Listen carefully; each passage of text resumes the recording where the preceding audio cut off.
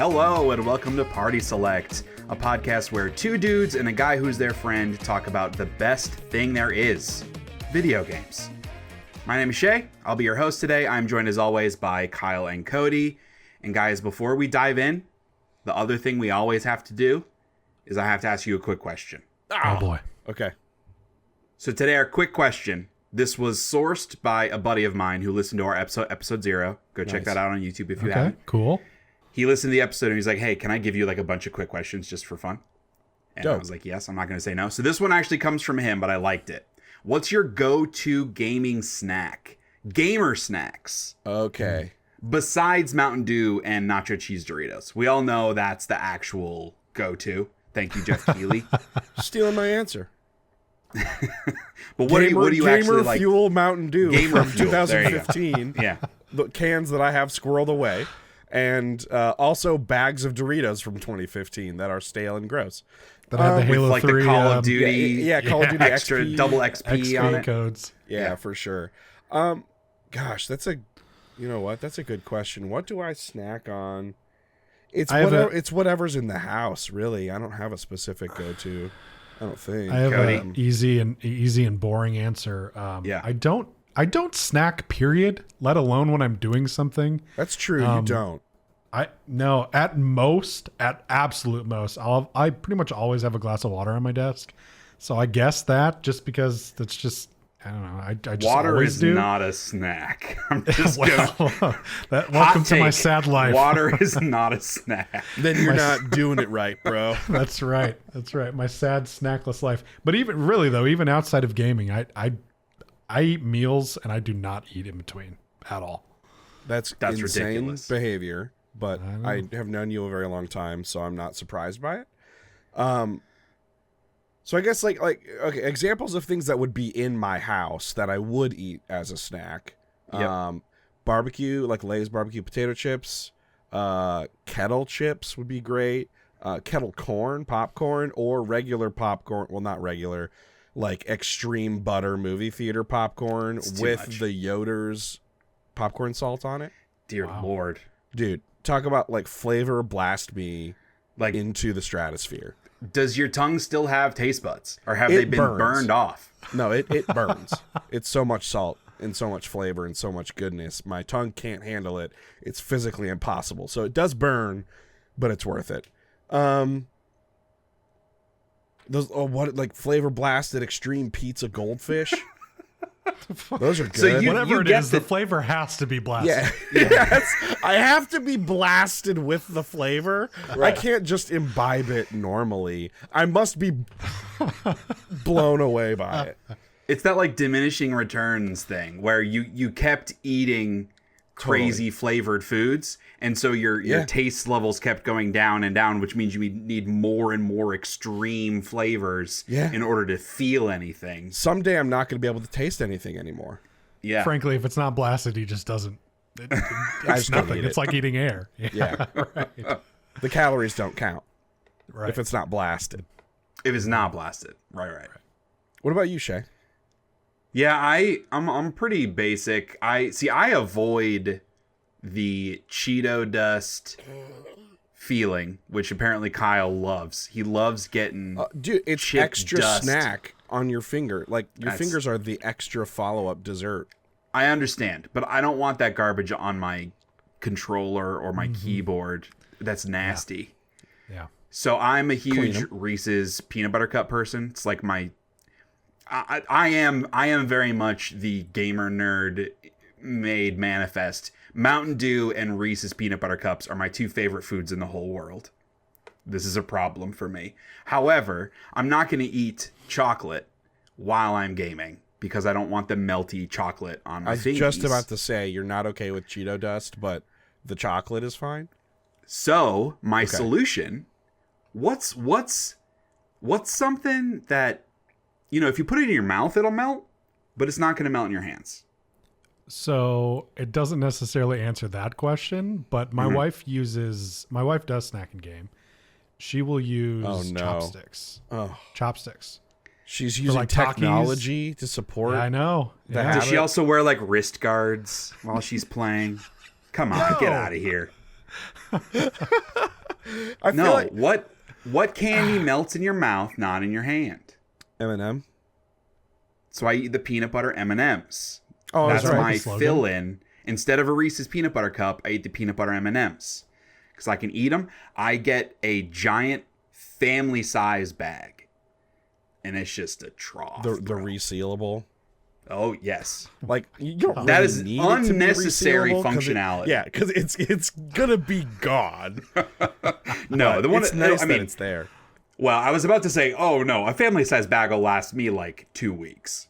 Sure, but that's still not that long because it's a giant family size bag. Yeah, but yeah, I'll do, and I balance it out. I weirdly like eating an apple while I play games because I predominantly play games at night. And there's something that like helps balance the garbage. If I also get a nice like Envy or Ambrosia apple, those are my go-tos. Right. You know what to say? Crisp. An apple at night keeps that sphincter tight. Oh, I've heard that. That's what they say. I've actually heard that. Yep. I've heard that one time, just now, and I wish that I hadn't ever heard that. I've also never heard it before, so that's just a little There's a reason. Kyle It's special terrible. for you. That's horrible. Yeah. But yeah, go-to gaming snacks. Always a fun one for fucking losers. Well, not for me. Like us. Water. Is that better or worse? Write us an email. Or leave us a comment on the YouTube video. partyselectpod@gmail.com or leave us a comment.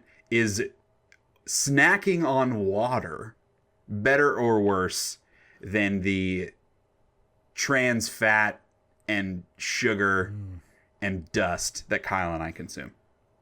We would love your opinion. Dust. Water is the worst answer you could give. That's where I'm coming from, but I am biased. It's the best for you. I never said it was good. Yeah. I just said it was what I have. I respect you more knowing this, but you're less useful to me in this moment because of that. I understand. Okay. I feel like it says a lot about a person, like that, what their snacking habits. Does it though? And I'm not saying that my snacking habits say positive things about me. I am saying that Cody's snacking habits say weird ass things about him. Weird ass things. Yeah. Yeah. Oh, that's shit. fair. I take it. I take that. But welcome to the Party Select podcast. We are very excited to be here. This is our first official episode. So if you're finding us, please let us know what you think. Please listen/watch, subscribe, tell your friends, all that good stuff. But we've got a jam-packed agenda because this is a monthly podcast and we play a lot of video games. So we have a lot of video games to talk about. We're going to dive in just a sec here, but just to kind of lay a little bit of the land for y'all. We are going to start by going pretty deep on Avowed. It's a game all three of us have been playing. And then I know you guys have been playing a lot of Kingdom Come Deliverance 2 also. And we've got a handful of other games to chat about. Game about digging a hole, Clone Hero, Citizen Sleeper 2, a lot of good big hits and some smaller, lesser big hits also. And then we're going to be introducing a new segment. Technically, all these segments are new, but for us, it's a new segment called Critical Hits, which is where we each take turns every month bringing a topic to bear. So that could be a big news story or some sort of aggregate story that's happening in the industry, an observation, or like a question for the rest of the folks on the podcast. We'll take turns going through that. We also will be taking emails every month. You can send those to partyselectpod@gmail.com. And then to close us out, we always want to talk through the biggest games coming out every month. And then wrap up with sort of what we are going to be doing as part of Party Select for the month also. So let's dive into Avowed. Before we do that directly, want to set the stage a little bit on how we're thinking about this. So we, the three of us every month are going to pick a game that we all agree to sink significant time into during that month. We're calling it Game Select. So for this month, Avowed was our game select. Yeah. Stay tuned to the end of this episode to figure out what we're going to be playing in March.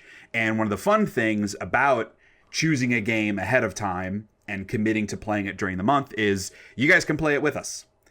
We would love for you to participate in that. You can totally, leave a comment, send us an email, partyselectpod@gmail.com with your thoughts. We'll read it on the next episode as we're talking about the game.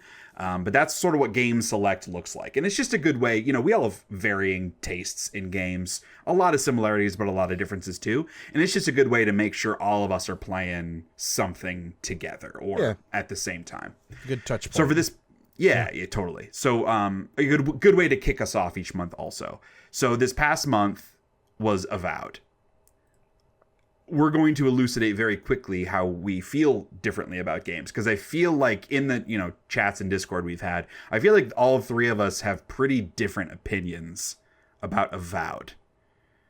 Kyle, maybe if you could start, what's your vibe on Avowed? Avowed's a really good game.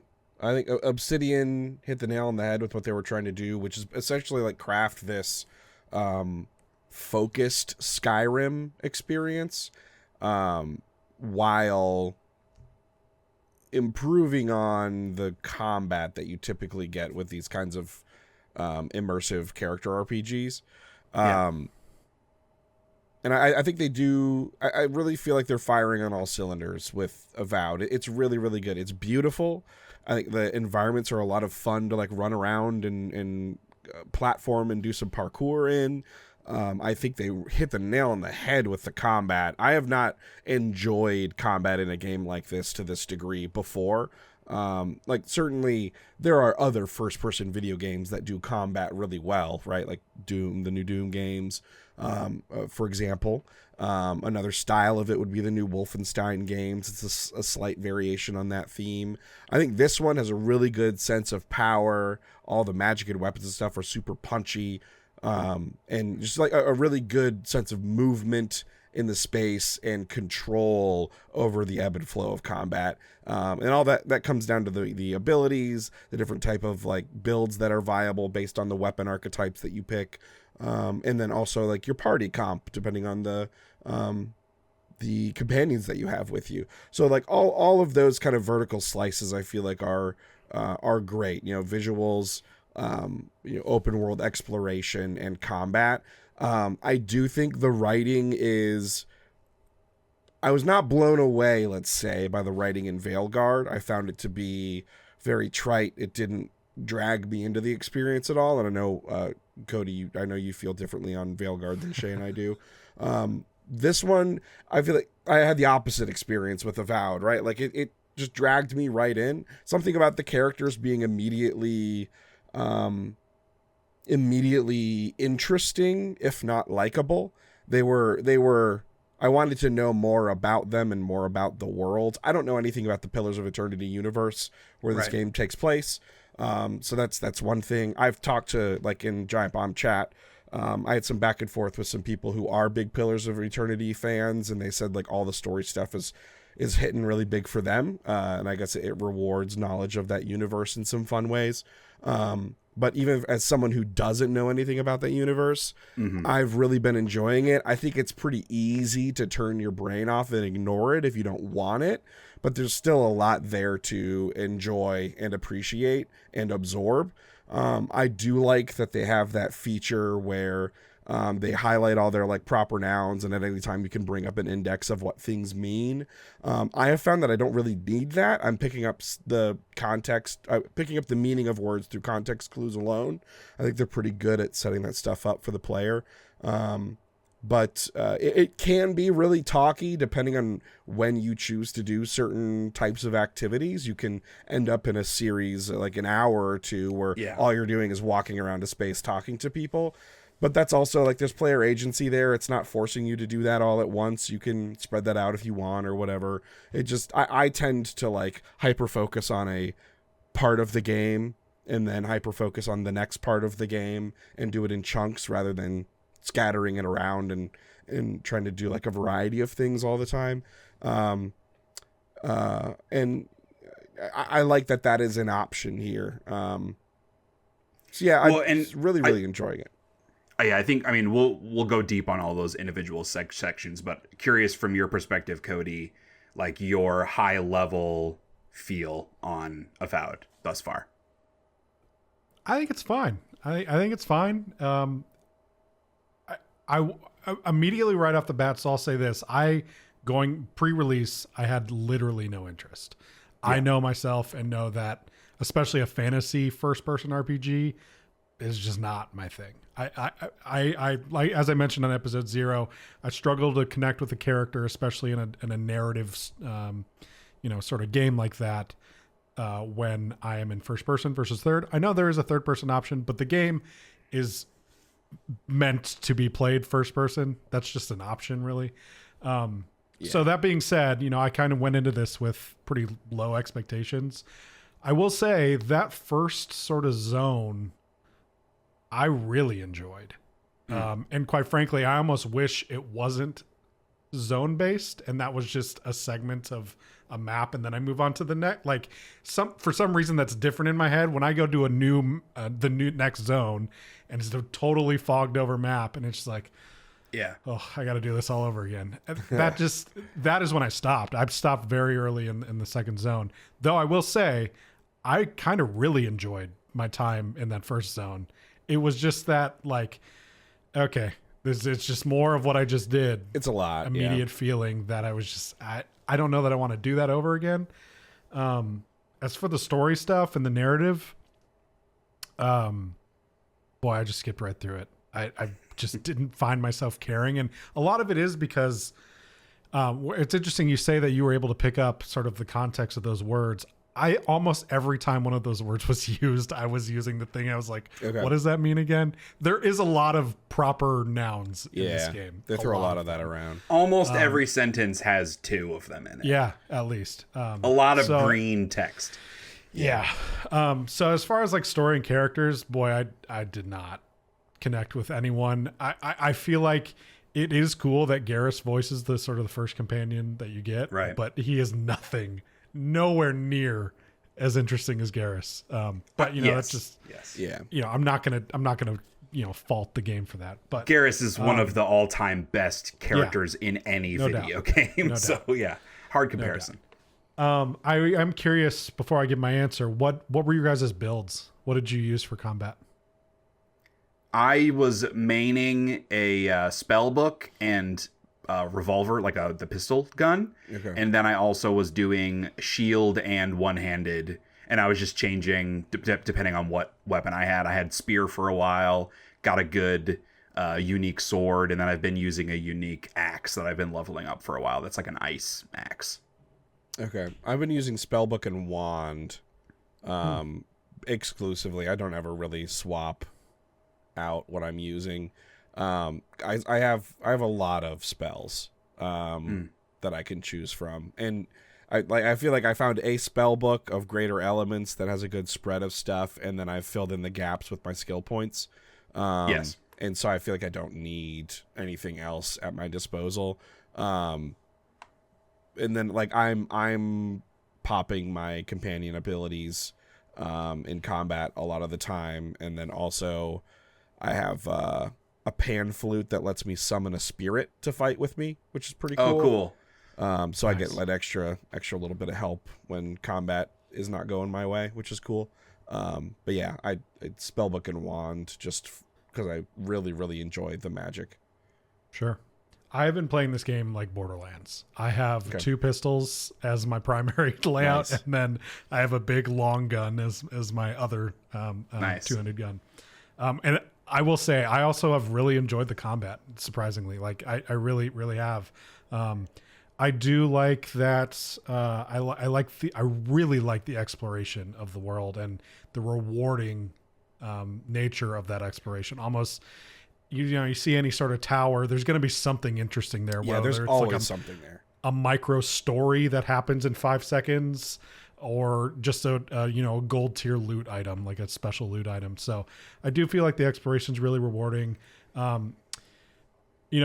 could go in further if you want to go over your high level stuff first. Well, yeah, I'd like to structure the sort of talking through individual components, but I'll say like from my perspective, it's interesting to hear you say mostly positive things, Cody, because at least like when we're texting about it, at least early on, maybe you seem to not super big. I have a wish list of things I would like to be different about the game. Yes. And so I'll say I think holistically this game is extremely mid.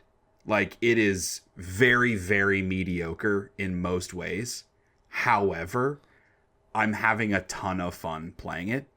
And I think it's because I'm a total mark for this kind of game. I mean, Skyrim is one of my favorite games ever made. This feels like a modernized Skyrim with combat that, like, combat is the thing in this game. The combat is incredible. The variety, playing as a mage makes it even more fun because you have so many things at your disposal. But I love even just bashing shit with my shield and my axe is also super fun. The buildup of all the different elements, if it's ice or fire or poison or bleeding, whatever it might be, the combat feels incredible. Everything else about the game, I'm just like, this is, some of it I think is actively bad. Much of it I think is just like, who cares? But the combat is so good, and because it's the kind of game that I like, I just turn off my brain and just have a fucking blast running around and discovering shit.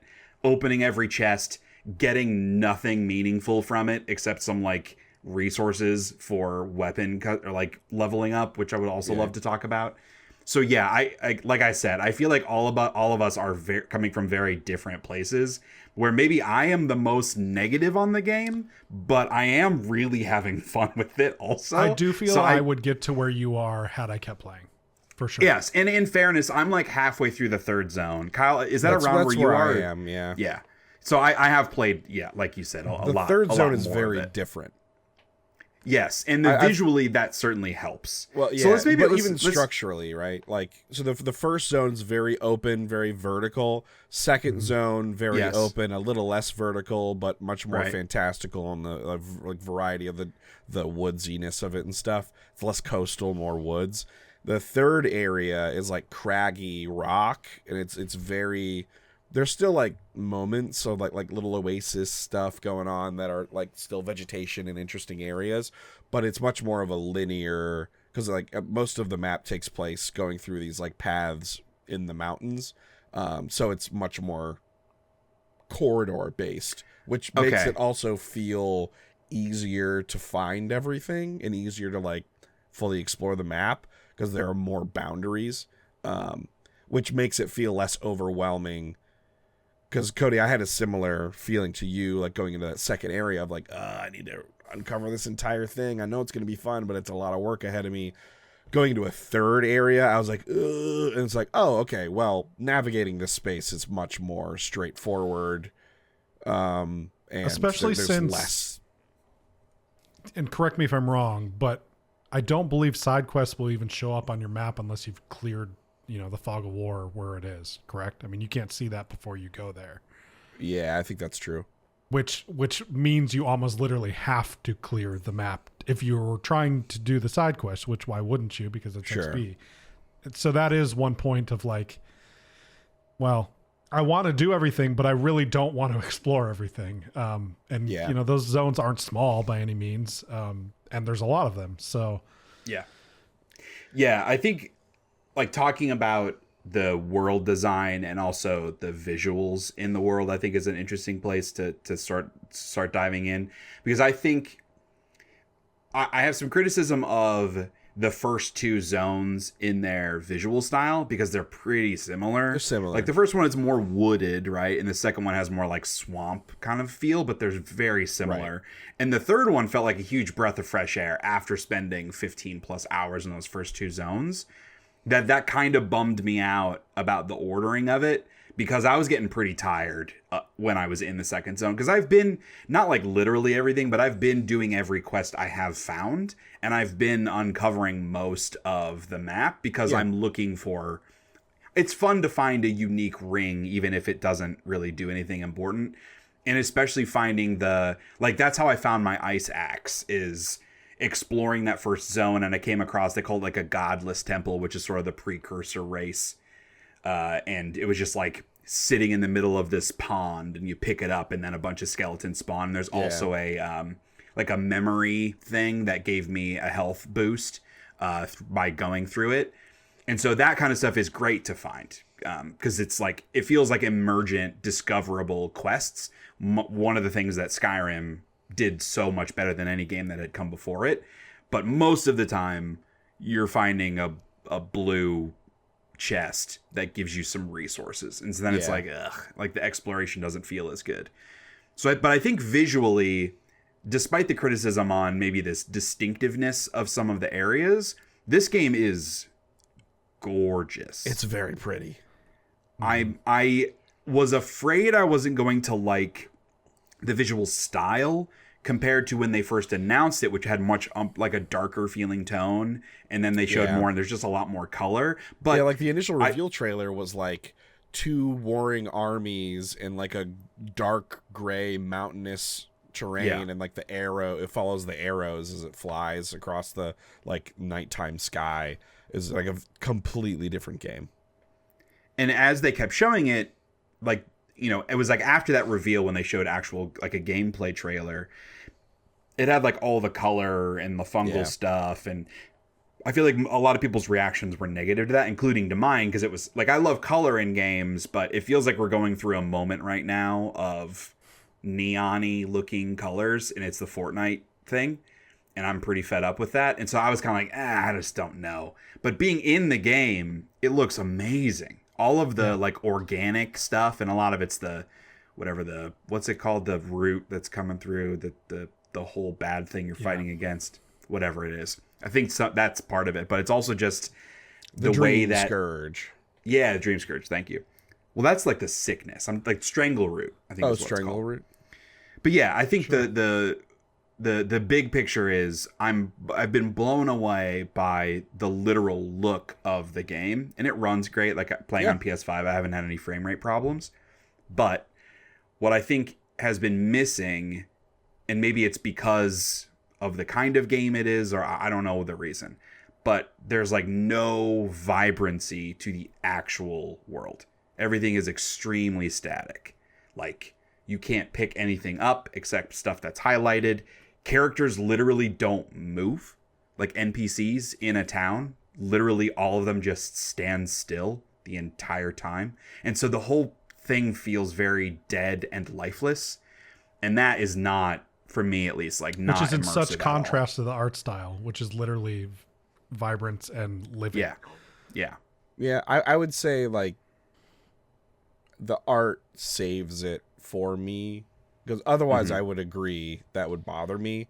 But also I'm just like so churn and burn, like let's just go that I don't even think about that. Like it very much, like the game knows it's a video game, and it knows that all of the things that are in it are there to service like your experience there of like getting through the story and seeing everything. And so it doesn't do anything to get in your way of doing that. Yeah, it's not immersive in any way. Right. This is not an immersive simulator kind of game. It's very much a playground. I'm NPC number 1. I feel like there's a middle ground there, and I'm not trying to backseat game design, but like there's a middle ground of like this game cares about its story and its characters. So.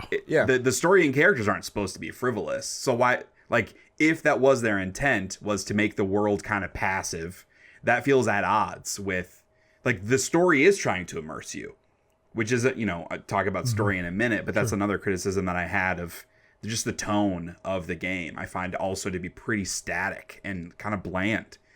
And it to your point, Cody, it's just the design of the world and the interactivity of the world, the lack thereof, feels totally at odds with the incredible art direction. Like, the art direction is off the chain in this game. I have to believe the art director, in fact, I would almost say he has to have been inspired by Annihilation, the film Annihilation. Oh, for sure. That lighthouse is just straight ripped from that movie. Which I'm not saying it's a bad thing. I think that style is fucking awesome. But sort of the whole look of the fungal and everything. Yeah. Like, especially like the fungal bears. And the shimmer and... like that's gotta be... has to have some inspiration from could be. I mean it's based on the Pillars of Eternity universe. I don't know how much. I think, Cody, you don't have any exposure to that either, right? None. Yeah, I don't, and none of us really are familiar with that. So I don't know how much of that is from my the understanding POE is like the Dream Scourge is new, and all that fungal stuff is part of that. So I don't know that that aesthetic exists. in the Yeah, Pillars you could be universe or right not. then. Like, I hadn't made that connection, but you're totally right. I think in the third zone, you see a lot more of the shimmer happening because there are more of the Dream Scourge affected human enemies. Well, people enemies. And so you see that shimmer a lot more. And it creates a really cool look. Yeah. But yeah, I think like, and again, it's the scale of the game, right? Like, this is not intended to be a Skyrim.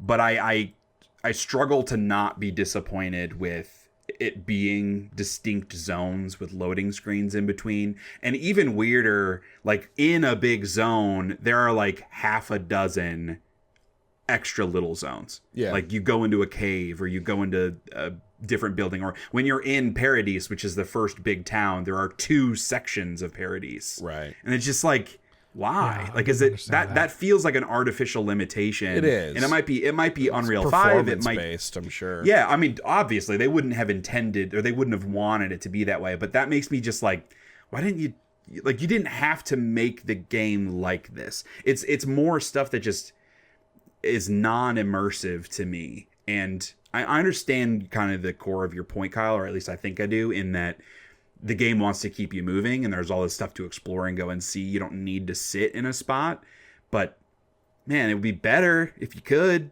It'd be better if it was a little more connected. Yeah. So that's my thing. It's like the game is very true to what its mission is, and it's not throwing in all these. Also, I think like there's something about how like this game, when it started development, like it really didn't come to be this version of Avowed until kind of late in the development process. It was a very different kind of game, I think, early on in the development of it, which maybe speaks to why the reveal trailer is so disconnected from what we ended up with.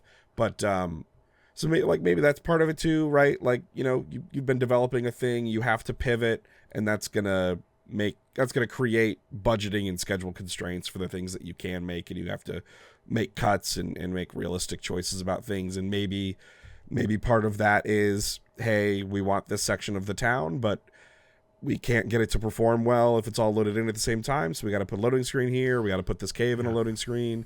We can't have people wandering around because that's a testing nightmare. Does it really add anything if you can pick anything up in the game? Or is that like, what is the actual mission of the game we're trying to create? And if there's anything that isn't directly in service to that idea, then we have to get rid of it, because the realities of game development. I'm not saying that excuses those things. I'm just saying that maybe that's an explanation for why it is the way it is. It's not going to make those problems for you go away, but yeah, and I think part of it extends beyond just like the world design and the literal interactivity of the world, and it's also about a lack of like game systems that lead to immersion and that lead to, you know, better relationships with companions and things like that. Like, there's shit lying all over the town, and you can walk up on an NPC that you can't talk to, who's just, you know, crouching, pretending to cook, and you can just walk up behind them, and there's like a fillet of fish and 2 apples that you can just pick up. All of it. But you're not stealing, because there isn't a stealing system in the game. That does feel very weird. And then there are also, she's got 2 apples on the other side, but you can't pick those ones up. It's only the ones that are highlighted in yellow. And it's like, there's just like a missing. That would be it's like stealing. It's but it's like shit that's missing that doesn't feel like a limitation of the game engine, or you know, maybe it's just time. They ran out of time if they were retooling X, Y, and Z. But like, there's no actual progression in your relationship with your companions, other than if you talk to them enough, they eventually give you a stat boost, which happens off screen also. Well, and you get to then like go on their personal quest stuff. I don't know that. I don't know. That might happen regardless. Maybe that's all gated by story progression. I'm not sure, but I mean, I've only unlocked Kai's because I haven't been talking to Marius as much, so it might just be you have to talk to them. I don't know, but like you also can't romance your companions, and it's just like stuff that's kind of like normal for the genres. Not there. So I'm curious. I never played Outer Worlds. how do just the things we've talked about so far, how does it compare to that? Yeah, that's a good question, actually. Because now that I'm thinking about it, I don't remember it's there the same being way in Outer Worlds. I don't remember there being romance in I don't think there Outer was. Worlds either. However, there were 8 companions in that game. There were a lot in Outer Worlds, yeah. And they all had pretty deep, dedicated companion quest lines. Did the world seem more alive in that? I think it was the same. 100% to me. It did to me. But in terms of the not that you could like pick up shit everywhere, but the characters, the NPCs felt more vibrant. You could interact with a lot more of them. And I think one of the things that helped was it's not like it wasn't Starfield where there's 1,000 different planets. There were a much more limited number of planets, but there were way more planets than there are zones in Avowed. Yeah, and so that helps were with some of the visual variety as well, though. Yes, absolutely. Like the planet zones you would be in Outer Worlds are much smaller than the zones in Avowed. Little less to go see and do per area. Some of them not significantly smaller though. Yeah, there were a couple big ones. And like the towns were some of the towns were about the same size as like the towns you go to in Avowed. Oh, I don't think any of the ones in Outer Worlds were anywhere near as big as like Paradise or anything. Not as big as Paradise, but certainly at the other two. Yeah, maybe. Yeah. But yeah, I don't think it's not wholly dissimilar to your question, Cody. But I think a big part of what made the world feel more alive was a lot of the simple stuff with having more companion quest lines, having NPCs that interact with you more, that move around the space. The writing is also a completely different style, so maybe it's a good transition into that. And I think there were like consequence systems in Outer Worlds. Oh yes. There were that was one of the games that was loud and proud of like you can do a bunch of random shit. You can solve problems in quest lines in really unique ways. There's none of that really in Avowed. I mean, there's a little bit like there's an early quest in fact in the like tutorial zone where you can either save a character or not save a character. Yeah. And if you do save them, they come back later on in another quest and like kind of back you up in what you're trying to say. So there's a little bit of that kind of thing. And characters will occasionally reference like if you do something and then you're on another quest line, sometimes that NPC might reference and be like, oh, I know you did this thing. Sometimes it doesn't make sense that they would know that you did that, which is maybe a problem. It feels like you're seeing a little bit of the wheels turning. Yeah. But that part of it is nice. You get a little bit of exposure to that. But more. It's not very sophisticated. No. Before we move on to writing, I just want to go over some last sort of functionality and gameplay topics that I do wish were in there to help with sort of, I don't know if they necessarily help with that immersion, but and maybe this one's just a preference. I almost would prefer, so the mini map doesn't do anything other than show you the relation of what icons there are to where you are. It doesn't show you where you are on the map though. So then that should just be a compass, because having all that space around me tells me nothing about where I am. And for a game that you have to explore to find the content, to find the side quests, I constantly have to go into my map to find out, oh, I'm going there. And on top of that, there is no way to set a custom marker. So I'm trying to get to a place and I keep having to open my map to make sure I'm going to that place to uncover the fog. So I just feel like, a simple waypoint system with a compass to show me where that waypoint is would be tremendously helpful. And then the other sort of major point I wanted to throw on there is when you sort of have a build, you don't really need to care about anything else. Right. And you pick up a lot of loot because, provided you do exploring. For the love of God, every game that has a loot system have the ability to mark as junk or mark to sell. Please. I mean, that's just a simple thing. Again, just a button just to go through there, because I'm having to sort of look through everything just to double check, make sure I don't want it, and then go through. I don't know, just these little quality of life things that I just can't believe aren't in a video game released in 2025. Yeah, I do. I want to talk about the progression in particular. So maybe we could do that now since you kind of brought it up. But to me, like, I agree with you. There should always be a mark as junk, mark to sell, whatever. A thing that I learned pretty early on in this game is you don't want to sell stuff. You want to disassemble stuff. so that you can use the depending resources to upgrade your gear. Yeah, depending on what your gear is. Like for me, with the grimoire and the wand, I don't need any metal ever. So I sell all the metal-based gear that I pick up. I break down all of the wood-based and plant-based gear that I get and armor That's stuff. fair. Because I imagine you're using like the robes and stuff, which wouldn't use the metal either. Yeah, for me, I'm using medium armor. I bought the little perk that like reduces the magic penalty or the essence penalty on medium armor. So I'm using that, and I like using the axe and shield, so I want to keep everything, which in fairness does make it harder to upgrade shit because I run out of resources more.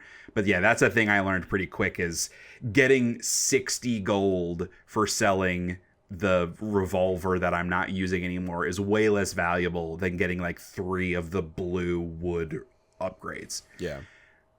What do you guys think about the upgrade system? Like just big picture. I think it's fine. Yeah. It does what it doesn't feel like when I upgrade something, I don't feel a huge improvement. I think there are maybe too many levels of upgrades for things. If there was like one less tier of upgrade per thing and the increases were the same, then so the increases were spread out just a little bit, like the percentage points were a little more per upgrade, I feel like I would probably feel it a little better. And that's probably my only real. There's also very little room for personalized builds, I guess, within the classes. I feel like if you are the ranger, or if you are the, whatever the magic one is, if you are a ranger, all the rangers are pretty much going to play the same way. There's no sort of subclass, I guess, if you want to call it that. Sure. There's no way to customize your build within the classes.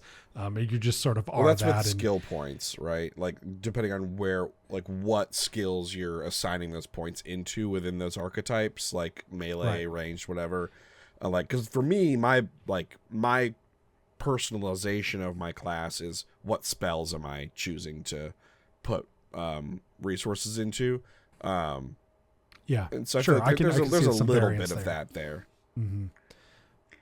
I will say, so like the build crafting that I have done is that my revolver builds up like electric shock damage. And so I found a really good grimoire that has a couple of electric spells also. And I got gloves that increase my electric build up by like 15%. And so there is a little bit of that build crafting where because I'm specializing in that, I can kind of focus a lot of my abilities around it. But you're totally right. You're not specifically leveling up individual characteristics that would make a unique version of your the progression is from the gear more so than the talents. Yeah. And I think for me, I agree with you, Kyle. If they had spread out the gear upgrades a little bit better, it would feel better. I think like inherently their choice was to gate content by like gear number checks, which they have put out a patch recently to kind of soften that gating. But when the game launched, it was like you took like 35% extra damage if you were wearing armor that was a tier lower than what the enemy was. And you would do 35% less damage if the enemy's armor was a tier above your weapon. Well, I just that's fucking horrible. So I guess I didn't notice. Yeah. Elite gamer. That's right. But that like flavor that to blasted me, elite gamer. Thank you. It's the buildup of the Cheeto dust over time. Right. Tactility. That's my armor. Yeah, I get the extra grip on the triggers. Yeah. But I just think that is kind of a shitty way of like gating content, which admittedly they recognized that it was not maybe the best implemented system and softened that. But I think that the like starting with that idea and then building a gear system around that where you're just leveling up gear within a tier and then using a resource to level up to the next tier creates multiple problems. First is that the gear that you find out in the world, unless it's unique, it's almost unilaterally useless. Yeah. And so that goes back to my point of like opening up a chest and getting a blue gun. I'm like, sick. I already have my unique gun. Like why I don't isn't care it about this. Just the mats already? Like, why even give it to me to break down? If it's not a unique, it's worthless. Yeah. Because you're not really finding gear that is a tier above what you already have, usually. Sure. Very few exceptions. Yeah. And I also think just the idea of leveling up your gear, it kind of confines you to the thing that you chose. Yeah. Because if you are leveling it up, you're committing a lot of resources to that thing. And like, so I had my ice axe, which I loved. But then I was in a quest and I got this really cool like stun spear. It looks like a stun baton spear. And I really liked using my spear early in the game. I was like, sweet, let me check out the spear. But it was fucking terrible because it was like 2 progression levels lower than my axe was. And you don't get a ton of stuff from fighting enemies. It's mostly from chests. I was low on resources from leveling it up. So I was just like, all right, I guess I can't use this now. Because if I do, I'm going to get punished for using a new item that I got. That doesn't feel great. Yeah. I do feel like when you get to the new areas and you go to the main population centers, the traders sell you pretty much every kind of weapon at the tier you should be at for that area. And sometimes higher. Like the one in the third zone, I didn't even know there was a 4th tier. Yeah. But they'll sell, it's like superior or whatever it is, like purple stuff. Yeah. Or like pink. It's like pink. I was like, oh shit, there's like a whole other tier after the one I'm on. I don't love that either. I don't want to keep just upgrading my thing. I want to find something new. To your point though, like you should be able to find that stuff if they want that to be an option for you. You shouldn't have to go, like, if they're going to give you weapons in loot, they should be useful. Otherwise, just make them mats. Yeah. And then find more ways to point the player to the places where they can actually get the appropriate things to play with. Because you can respec at any time for like a gold cost or whatever. Right. So, and which isn't a significant cost. No, it's small. Yeah. But I don't part know, of it if is it like goes up each time you do it or how that is. I don't want to go spend 20,000 gold on a superior pistol to replace the purple pistol that I have because I don't want to lose my electric damage. Right. Yeah. So then like why is it there? Like it's just it feels like a very half-baked progression. Like the loot system mixed with the progression system are at odds. Yeah. I was starting to feel mats. like when I More stopped uniques. playing, I definitely felt like when I was around finishing that final zone, that first zone, I started to get the feeling like, oh, I can really just kind of use this the rest of the game. Totally. And why even loot anything? I mean, Yeah. Sure.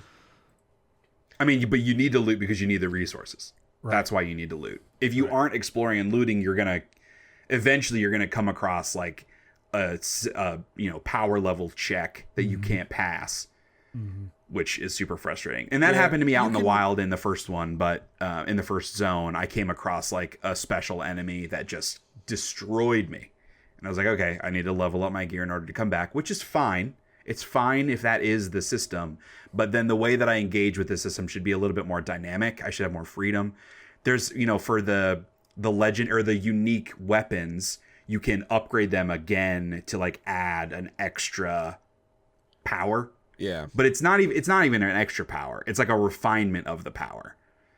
And so even that doesn't feel super meaningful. Like my gun that does electric damage, I could make a choice to like add an AoE effect or to add like an extra 5% to the electric buildup. And I'm like, okay, I don't really care about either of those. Is it worth spending a bunch of resources for that? I guess I have to because of the power creep. But they're different resources, at least. Also true. For that stuff. Also true. Yeah, but is that good? It is good in that it doesn't take up the other resources you need for leveling it.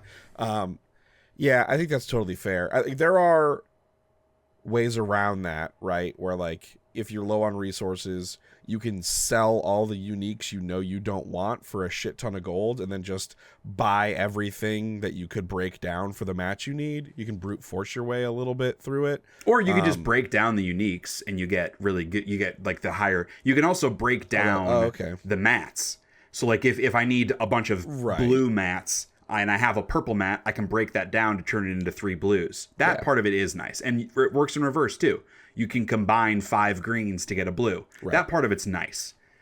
But just that system, it doesn't feel great with the way the loot economy works, because it makes a lot of the loot feel useless. Well, on top of that too, is it just me, or is the lockpick use to lockpick acquisition ratio like not in the beginning? Not a good one. In the beginning, it's you got to buy lockpicks, man. You have to be buying all of them. Even then, buy every lockpick. Even them, yeah. Even then, I just didn't feel like I saw as many as I was needing to unlock chests. By partway through the second area, now that I'm in the third area, I have like 60 lockpicks, and I hardly ever need them.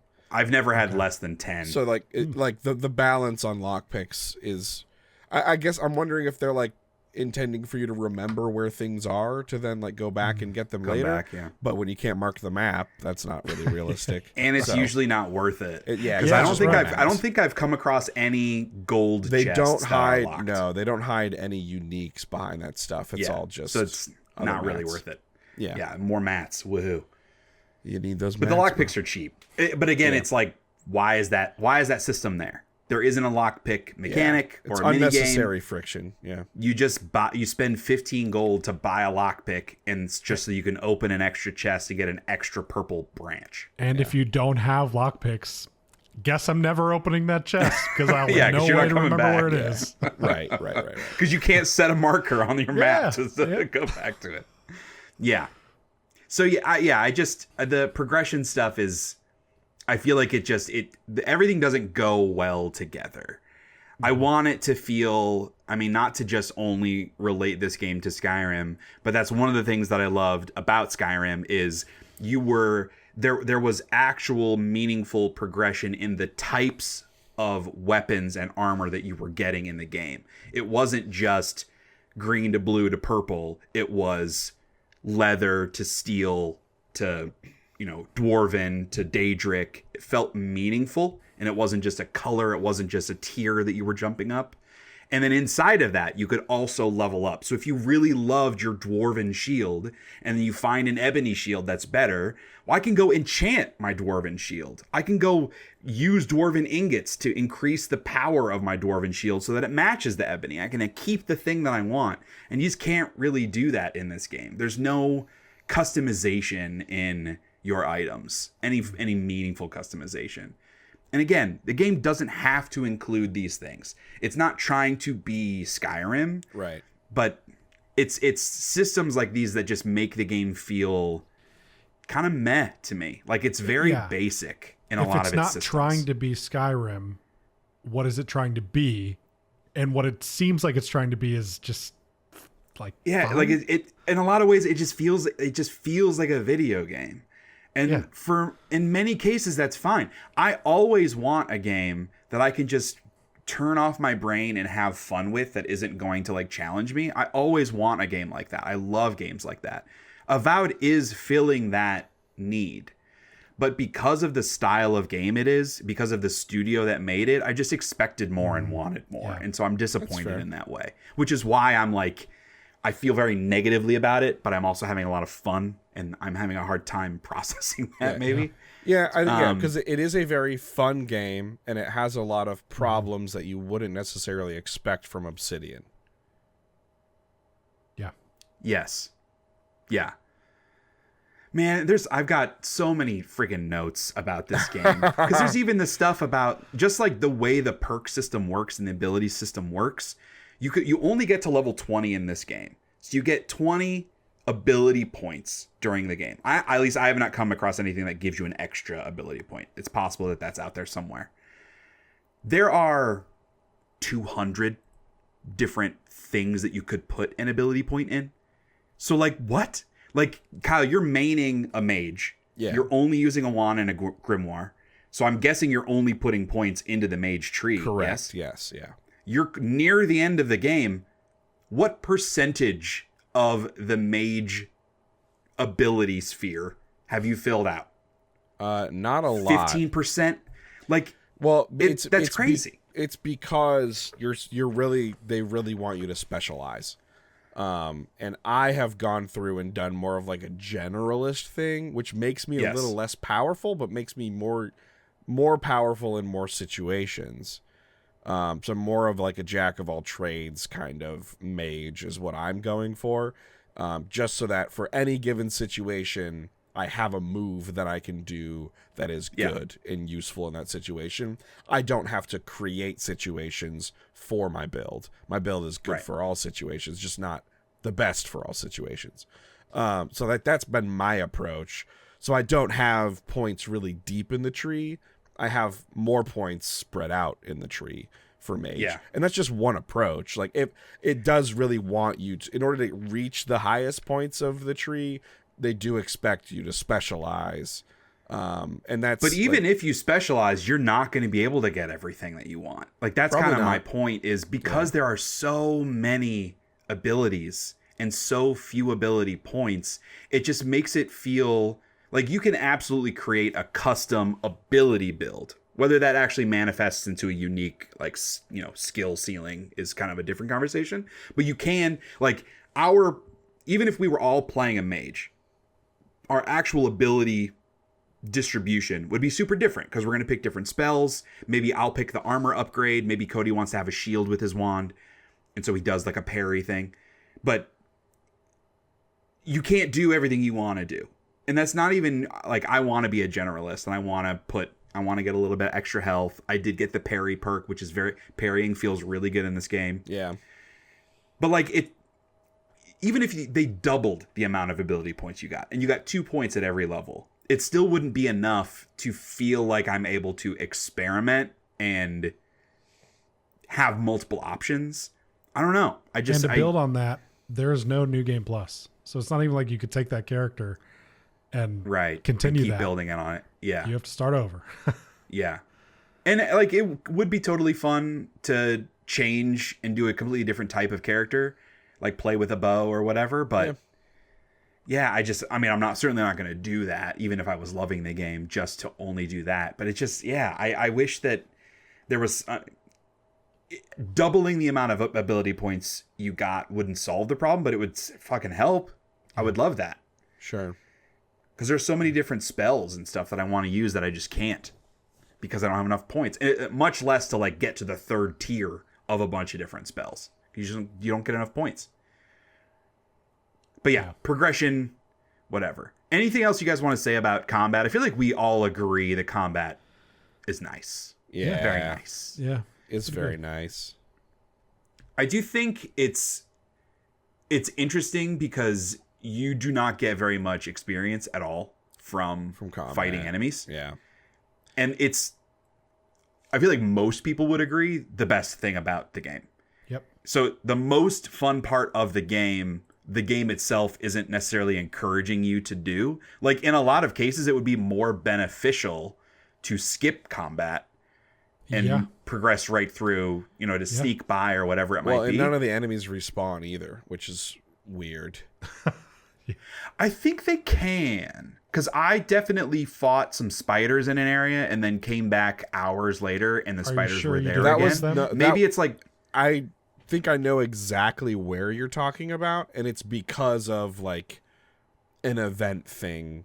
That's what I was going to say, is maybe there are certain story beats that happen that in certain areas bring enemies back. But you're right. When you're just running out in the wild, which is another thing that makes exploration kind of suck, is as you're clearing the area, right? If you're killing a lot of enemies, then you got to backtrack over here. You're just fucking running or fast traveling because there's nothing to do.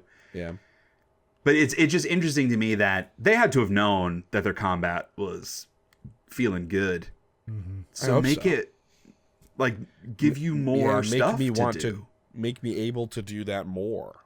Yeah. And I am. Like, I'm not skipping any combat because it's really fun. Mm-hmm. Yeah. But I want more reason to engage in the combat. Yeah. When I'm running around the world and I see enemies, I'm like, ooh, enemies. Mm-hmm. I want that feeling more. Because the whole thing is like, there's no level scaling. So like you can be super OP, but if there's no enemies to go back and be super OP against, then what's the point? Right. It does feel really good to like power headshot a little mushroom guy and just see him explode in one hit. That does feel really good. It feels really good to do the fireball spell on a group of unaware enemies. like just like a little camp of those lizard dudes like wandering around, and they all get clustered up because their AI just dictates they do that. And it's fucking, I'm like behind a tree, like, fireball! And they just fucking explode. And then I summon my Wraith, and my Wraith goes in, and then I have fucking Kai do his jumping stun attack. It's good shit. Yeah. The combat is very, very good. Yeah. Like I said, the parry is awesome. And there's the ways to upgrade it, which I have not because I don't have enough fucking ability points. But there's a way to upgrade it to like add extra stun when you parry to counterattack. Okay. So right now, if I'm rocking the axe and shield, I'll like parry a skeleton and power attack my frozen axe, freeze him. Then I'll swap to my pistol and charge shot, set him on like electricity, which then jumps to another enemy. Woo. That's good. It's good shit, bro. That's good. All right, well then let's bring it back down again. Or I guess Kyle, you're liking a lot of the story and the writing stuff. Yeah. But let's maybe wrap up. I'm not going to sit here Avowed. and say that it's like really good. I think it is fine, and that's good enough for me. It is Yes. a marked what I'm getting out of it is so much more than I was getting out of Veilguard, and I'm only using that because like it's a recent thing. Yeah, it's a recent RPG. And had there been no Veilguard, I might be harder on it for its story, but I think it's just like by comparison, my experience by comparison, I'm much more like aware of what's going on and interested in the events and stuff. We're talking about doesn't hurt either. Yeah, we are talking about another RPG after this, Kingdom Come Deliverance 2, which we haven't talked a ton about in our group chat. So I'm curious on your guys, but I'm assuming Avowed doesn't really hold up against Kingdom Come Deliverance 2. No, it does not. No, it does not. I think like the biggest thing that I can say about Avowed in its writing, I touched on this at the top and sort of my high level thoughts, is that the whole thing feels pretty just like brown. It just feels very bland. Got a case of the There's Browns. not a ton of personality. I love the dude that voices Kai. That character's pretty boring. He has moments, and I like moments. He's got a little bit of that swashbuckling kind of attitude. He's got a little bit of that like sarcasm. Doesn't go all the way though. No. But it also flies in the face because like you'll be talking to an NPC and they'll be being rude, and then Kai's like, This lady's an idiot. And she just like is looking at him and then just looks back at you and gives like anyway, I'm just going to continue talking as if he's not even here because they had to build it that way because what if he isn't there? Then he can't chime in. And so they can't have a reactionary line. Again, it just feels non-immersive when that stuff happens. That's fair. But I do like Kai. I like easily the most of the four companions. Yeah. I do like Giada also. She's kind of bad, which helps. Giada can get it. She can get it. She can definitely get it. But she's like, she has the fire in her that is like appealing from a I want to talk to you perspective because she has a personality. Like Marius is very, I don't give a shit about anything. Yeah, Giada has a point of view. Yes. Marius, I feel like Marius does Marius have a point Kyle. of view. Marius he is just me, doesn't give a shit. And that's why I hate him. Uh-huh. Because I hate myself. Oh. And then the fourth character whose fine. name I can't remember because I've not recruited her yet. I've done some story missions with her, but she's like, she loves sex, and that's kind of her defining characteristic. Pink one? Is she actually I assume so. She's getting way. She's fair. A unique character design, which is rare in this game. So I assume she becomes the fourth companion, and she's part of the major storyline that you're going to go on. Yeah, she's crazy annoying. She at least has a personality. Sure. So I'll say the four companions all at least have distinct personalities. Not all of them are super interesting, but all of them are infinitely better than pretty much any other fucking character you're going to talk to in this game. No one gives a shit about anything. Everyone is bored. Their faces don't fucking move at all. There's no passion. Like, spoilers. There's a big fire that happens in this game. Yeah. And some of the people afterwards are so mad about it, but you can't tell because they don't look like it or sound like it or talk like it. And I roll my eyes Yeah. We talked about the proper nouns thing. I'm not needing to open the glossary of lore terms because I am following enough of what's happening in the story. But I also don't want to open the glossary of terms because that's not how I want to engage with storytelling. If you need to have that, you have a problem with how you're delivering your story, in my opinion. But there's just so much of it. Everything's got a name and sometimes multiple names. You know, and I'm sure a lot of that stuff hits better that for to PoE be fans, but true in real life as well. Interesting. Everything's got a name. There's a word for everything. Crazy. That's what deep. are we doing? Yeah, bro. Wow. We need to what a stop. point. Some stuff doesn't deserve a name. I can think of something that doesn't deserve a name. Anyways, let's talk about Cody. Tell me, how are you feeling about the voice? You've not gotten far enough to learn a ton about the voice. I think it's sort of an overdone trope that, frankly, from what I've seen so far, again, I'm like 11 hours, but I am only at that first zone. I don't really care, man. Nothing about what the game is doing in the story stuff, especially with the voice stuff. I just don't give a shit. I just am skipping through that stuff. There was a moment, because the voice likes to appear to you when you leave your camp. Yeah. And you sleep, and the voice likes to talk to you. Yeah. There was a moment where That's my the wife... wrong moment. Yeah. My wife came into my office one night, like opened the door concerned that something was wrong, because she had heard me loudly exclaim, "Oh my God, shut the fuck up!" And so she came in to like make sure everything was okay. The thing I because really that's how I was appreciate reacting to the voice. is that you can like basically say that as a dialogue option every time. That's true. You can just pick Which the I bottom haven't option, been- which is usually just like, "Oh my God, leave me alone. I'm trying That's to true. sleep," or something, which I find very funny. But nothing really changes in the story if you do that. Sure, Is part of the it's just problem. about like how much extra info flavor you get. Because there's a choice early on in a side quest, which I did really like the side quest. There's another Is this the one you texted character me about? yes, there's another character that's like you. You're very unique in this world, and there's another character that's like you that you get to meet. And there's a That big quest that character you is go on with them. cool as shit. That character was very cool.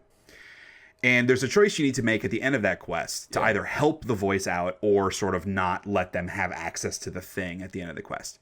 I chose to not let them. Kyle, I know you gave that to them. Yeah. I chose to not let them have it, and the voice was not happy with me at all. Makes sense. And then the next day, it was just the back to normal. The next time I talked to him, they didn't reference it at all. Sure. No reaction. It's just... live and let live, man, you know? Not everything can go your way.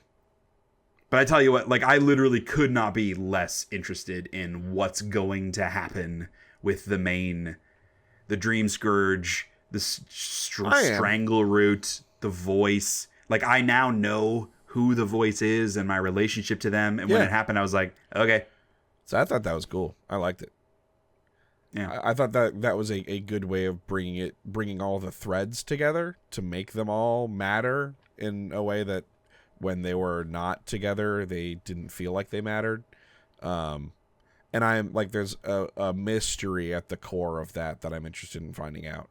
So, yeah. Although, but I'm a huge mark for this kind of stuff because I read a shitload of fantasy novels, and that's basically what this is it's a lot of proper nouns, fantasy novel style. So. Yeah, man. I mean, I like that shit too. Like, yeah, you don't read quite as much as I do. Totally. Of that stuff, Definitely though. not. I definitely don't read as much as you, but like it's not really a quantity argument. It's this do game you like is only this for people style who of read thing? 100 books a year. Actually, Yeah. It's do you like this style of story? Like, Lord of the Rings is this shit, bro. Like, he writes entire chapters describing what a tree looks like. He writes entire song. Like, there's pages of an elf singing a song in Elvish without even telling you what he's singing about.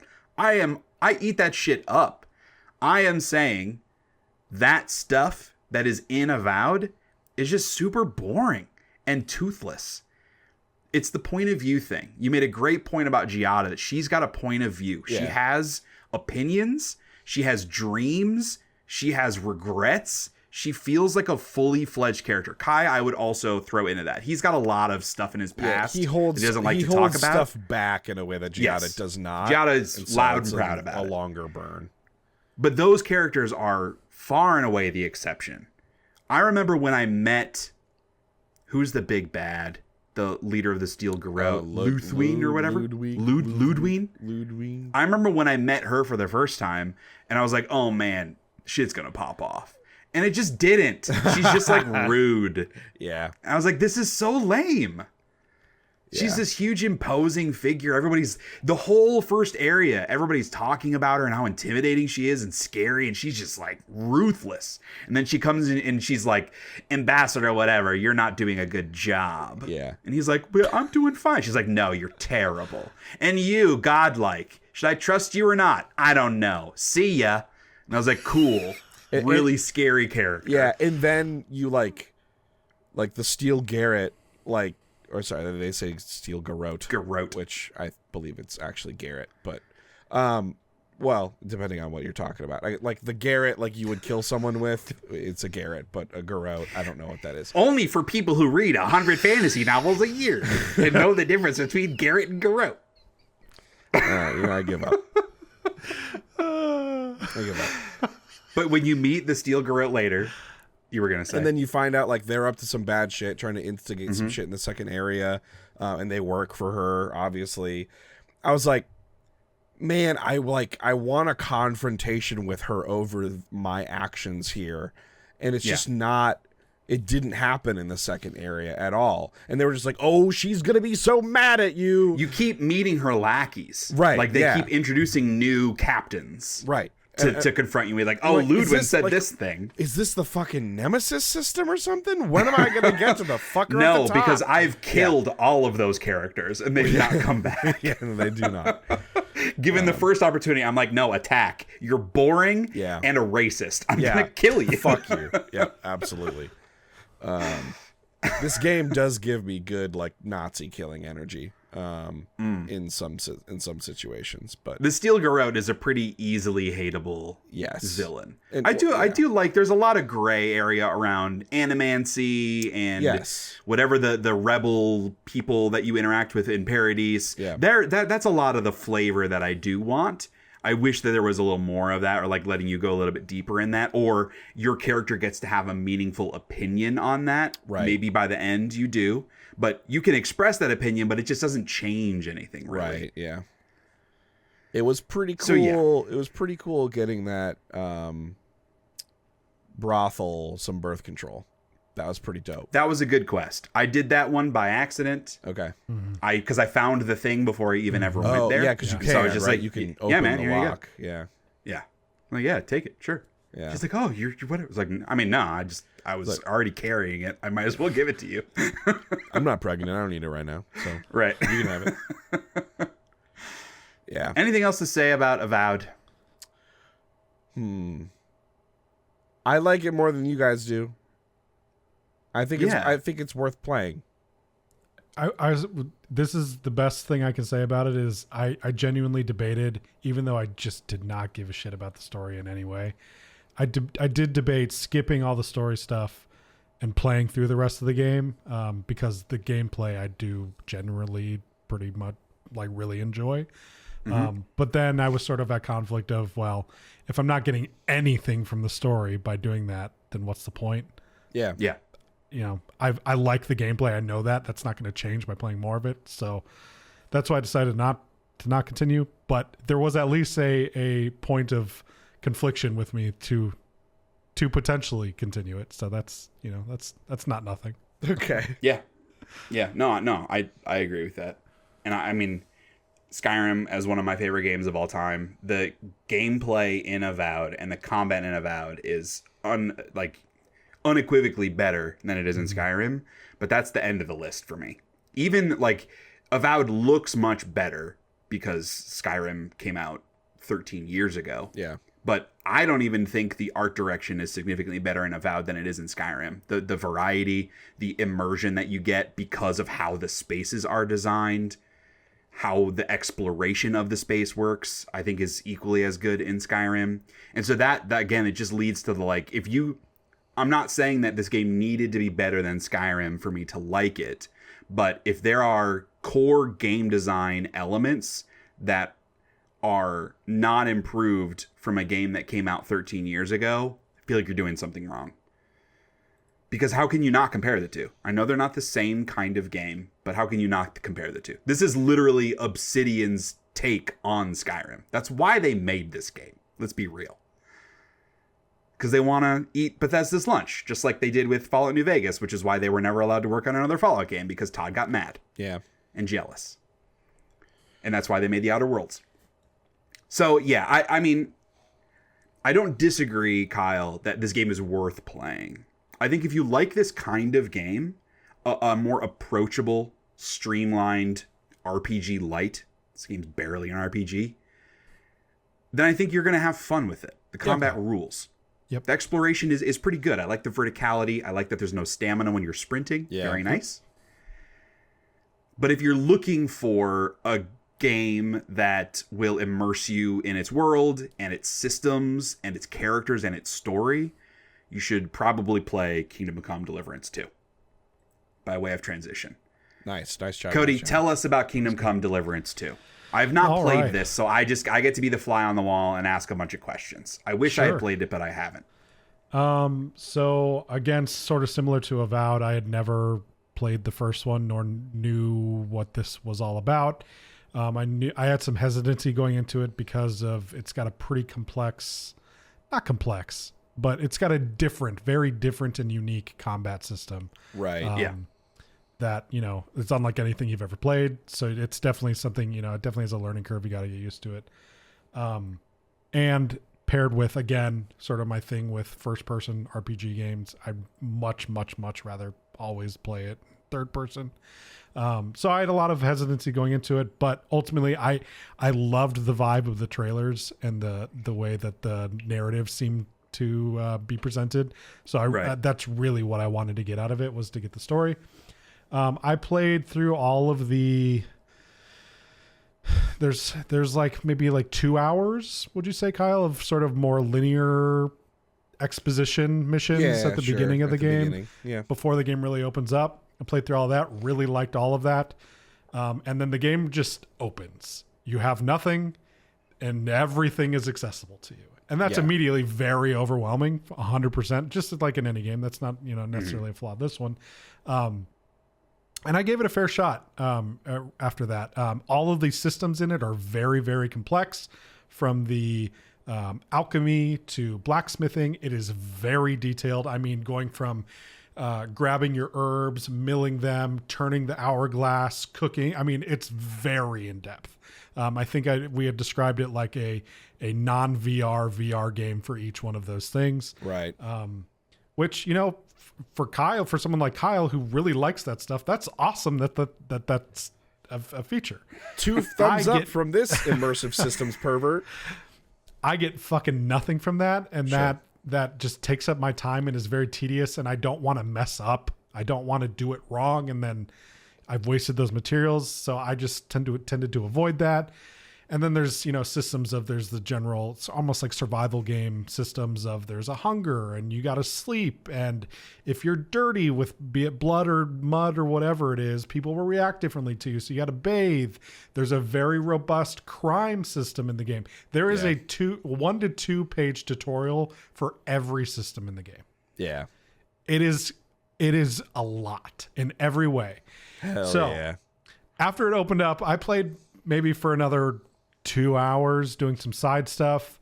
I just didn't want, I ended up, long story short, I ended up falling off. I didn't play for a while because it was just too much. It was so much. I was worried I was doing things in the wrong order. To go sleep, I would think I would be sleeping in a safe place for me to sleep, but then I go to sleep and then someone wakes me up and I've committed a crime because I'm trespassing. Well, I didn't know I wasn't allowed to sleep here. So that stuff got really frustrating to me, and that's why it sort of led to me falling off. I took a break. I played some more Avowed.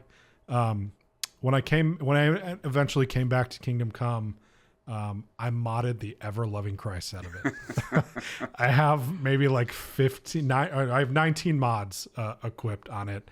Nice. Just to get that stuff, the stuff that overwhelmed me, out of the picture. I want to experience a story and all of these incredibly great narrative quests without having to worry about my hunger, without having to worry about that I'm carrying too much, or, without having to go make all those potions.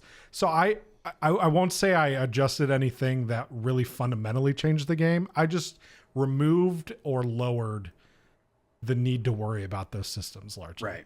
Gave myself more stamina, stuff like that. And I am having a tremendous time. It is those quests are really good. The writing is so fucking good. Yep. It's a funny fucking game. Yeah. It is hilarious. Yep. And it's very reactive bizarre. to you. Yes. Yeah. It is the polar opposite of an experience like Avowed.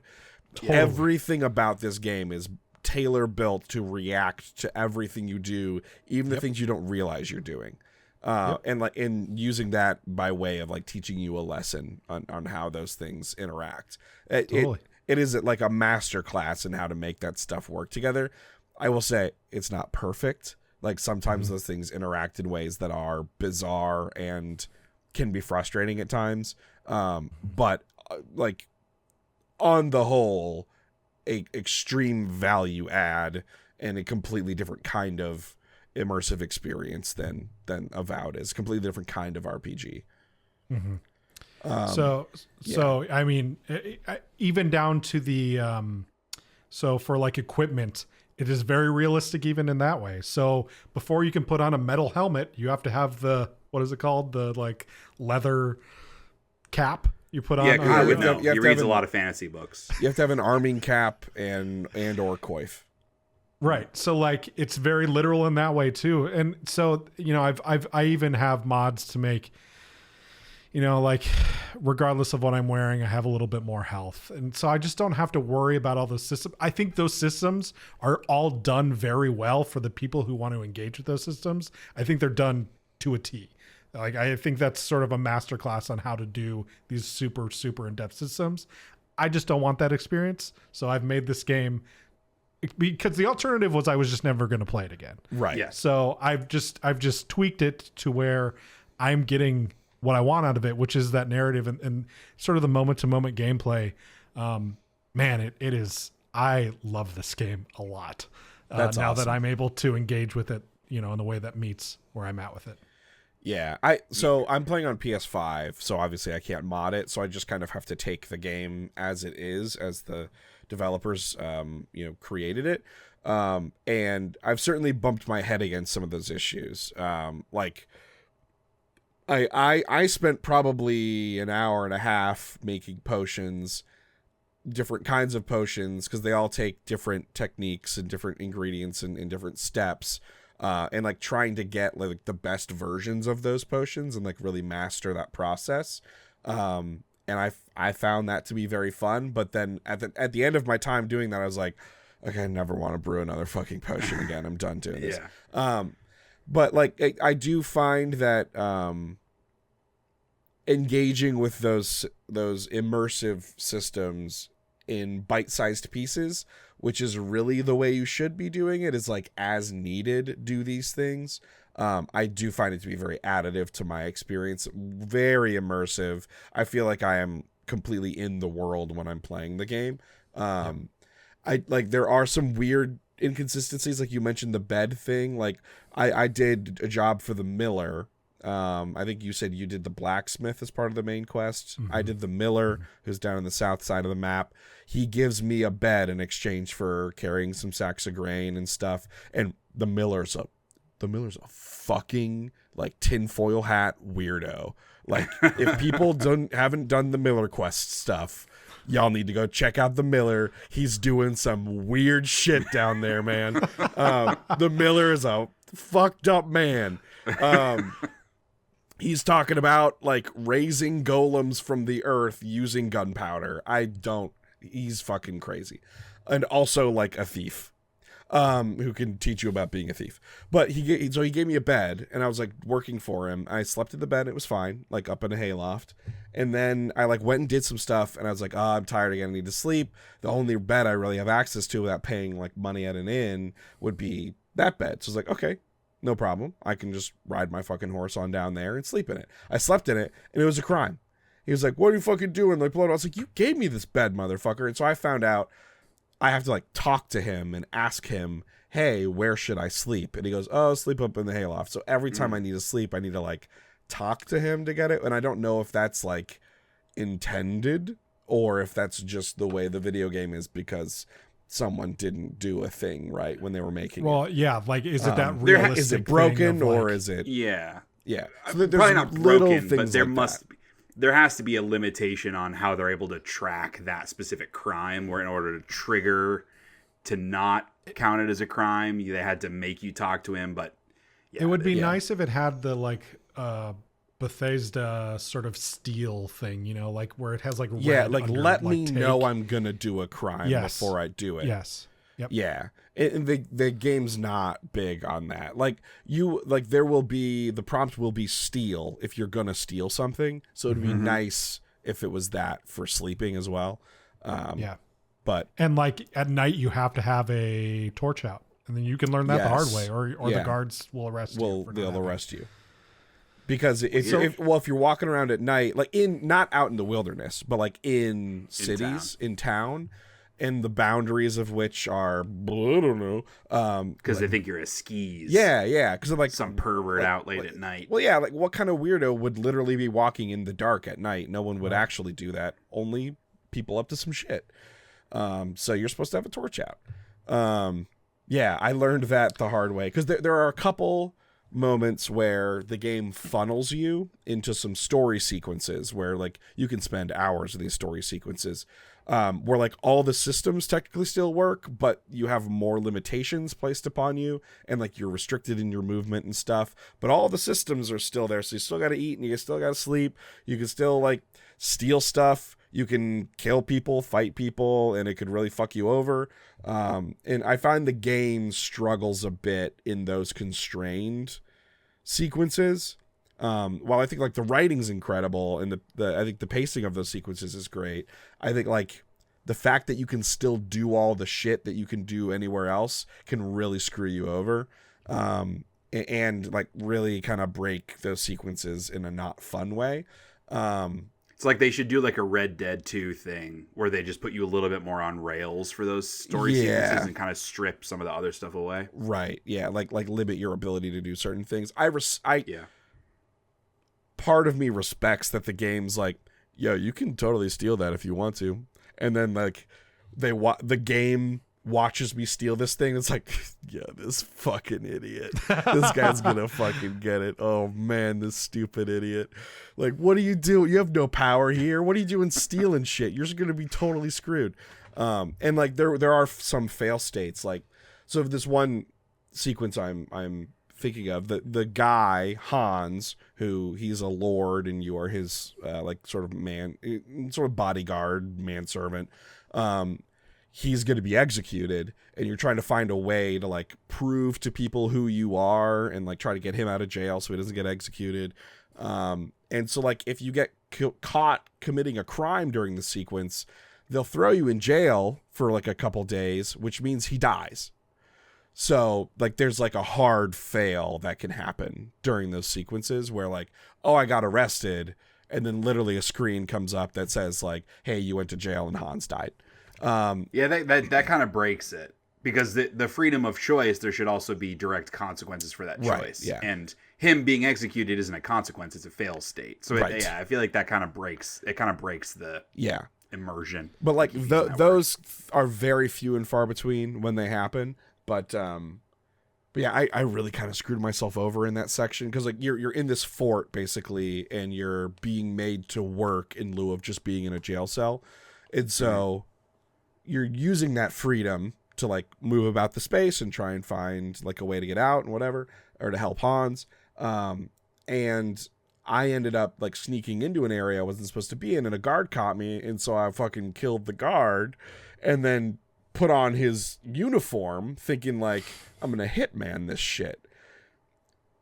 Everybody, like, this is like a fort of like 80 people. They all know each other. So like they saw me in his armor like, hey, fucking kill this dude, get him. And like I'm fighting the whole fort, which lasted like 5 seconds because they just like shot me with arrows and killed me.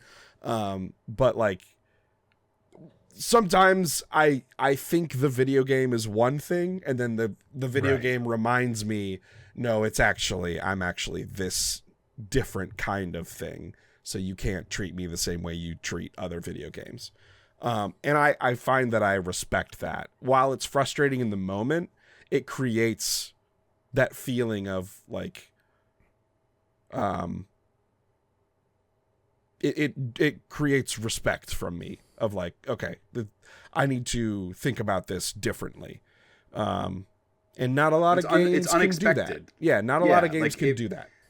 We've all played a lot of video games. Yes. And we know how video games should behave, which is why when I was playing Avowed, the first time I went up behind somebody and went to take their fish, I was waiting for it to tell me that I was stealing.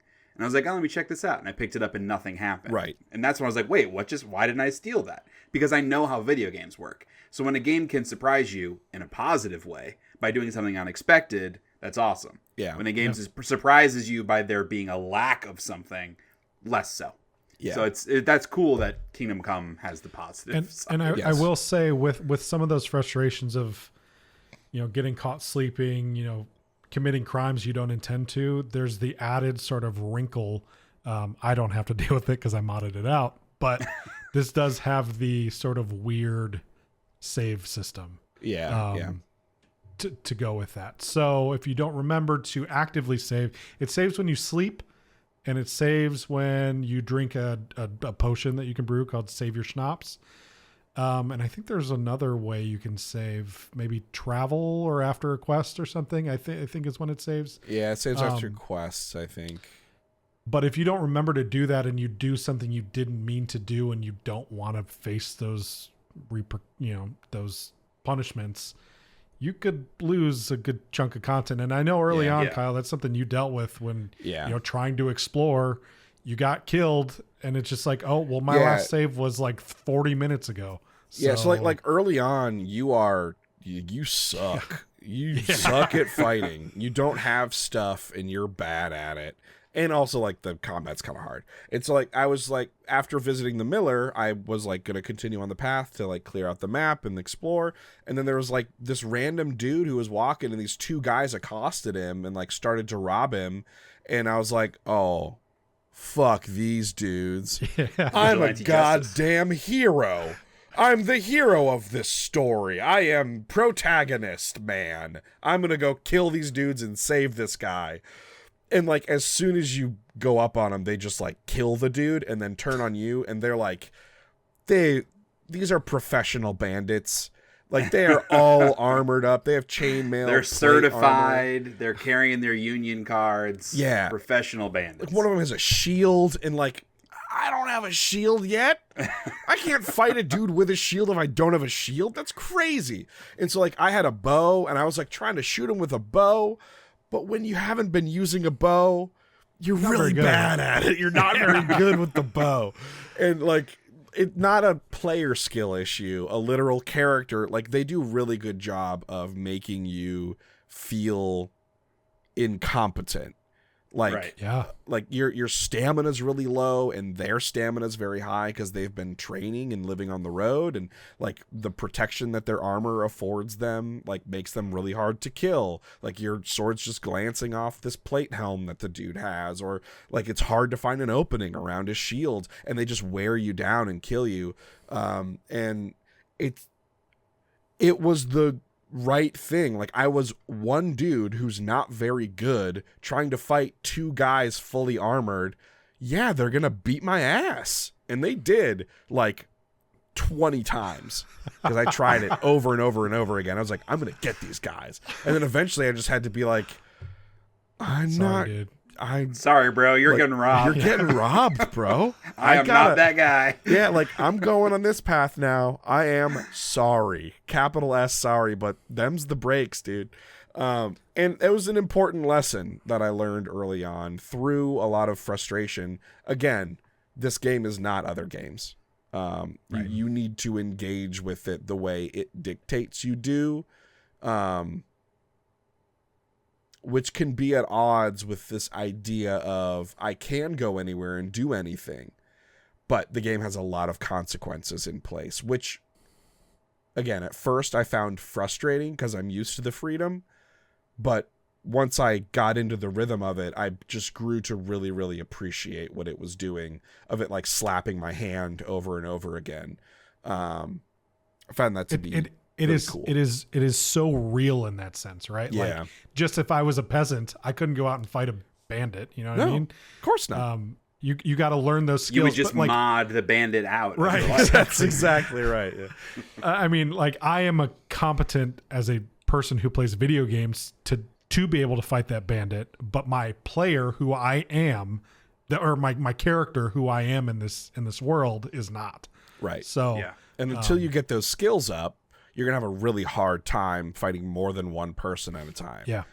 Which, Shay, also the skills are similar to like in Oblivion, where they increase as The you more do you them. The more use you do them. Which, Yes. Which, again, makes sense. Yeah. So like now when I use a bow, like I shake a lot less. It's much steadier. I use less stamina when I'm holding it. If I plant my feet for at least like 4 seconds before firing, I'd like have better armor penetration and stuff like that. There are all these like the skills that you learn, the perks that you're getting for these combat skills are very intricate, and it makes using them feel really cool.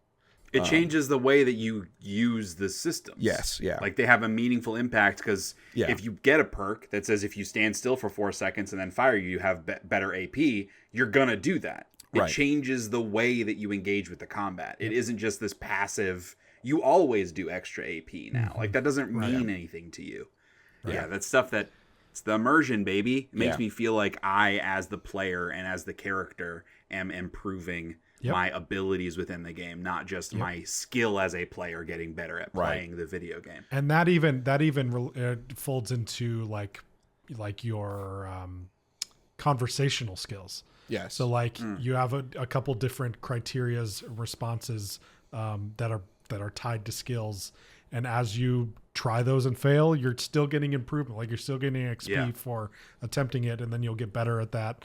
Right. So I mean, across the board, the way you play you will always be growing in the way that you play, because everything you do, as you do it, you will get better at doing it. Yeah. Yeah. It's an incredible video game. It absolutely is, top to bottom, incredible. It's a hard one to recommend because it's so singular and strange. As someone who never played the first game, this game, it's so singular and strange. Maybe the first game was very like this, just rougher around the edges, I would have to imagine. But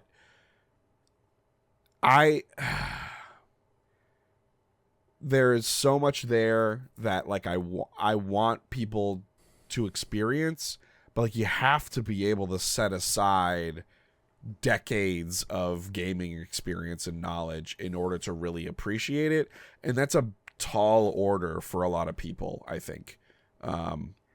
That's where I'm coming from on Yeah. it. It's a game that like it's at the top of my Kyle and I have a joke, try to try, where we're not going to try something, but we're going to try it. Right. It's at the top of my try list because I know how strong the character stuff and the writing stuff and the world stuff is. Good. The biggest two issues that I have with it are the in-depth, in the weeds mechanics. Right. Not really my thing. Like I don't want to spend a bunch of time, honing a sword. Like that's just not what I'm looking for. And you don't And then really the second have to part of do it- that stuff that often.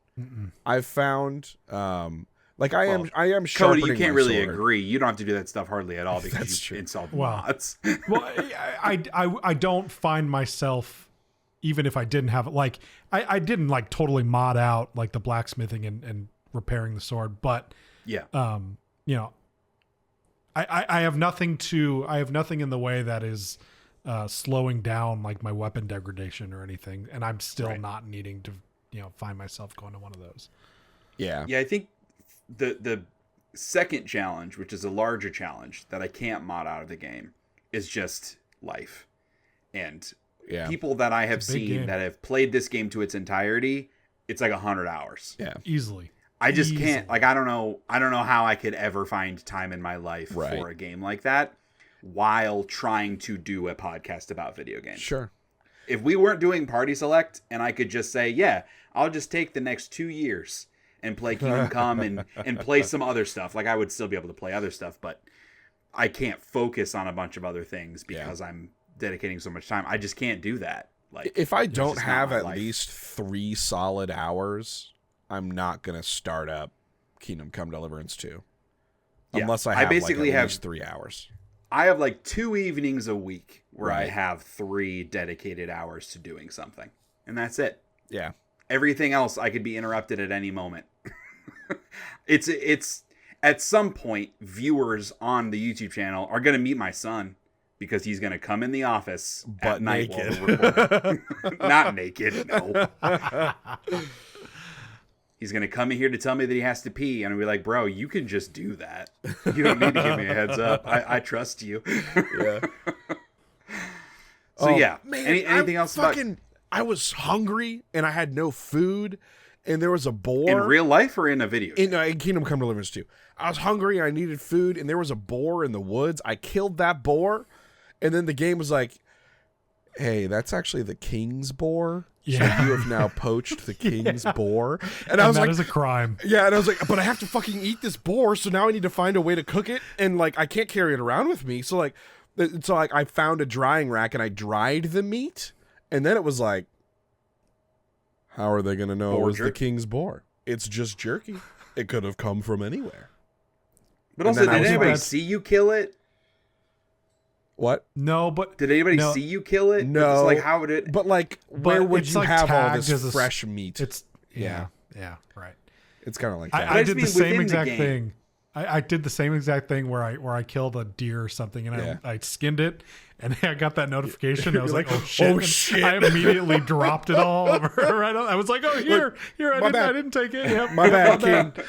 It was dead when I found it. I didn't mean it. I didn't mean it. Well, and funnily enough, like that's what Hans is going to be executed for, is poaching. And he's like, I was just hungry. I needed to eat. And it was funny that like Hey, man. I ended up in the same situation.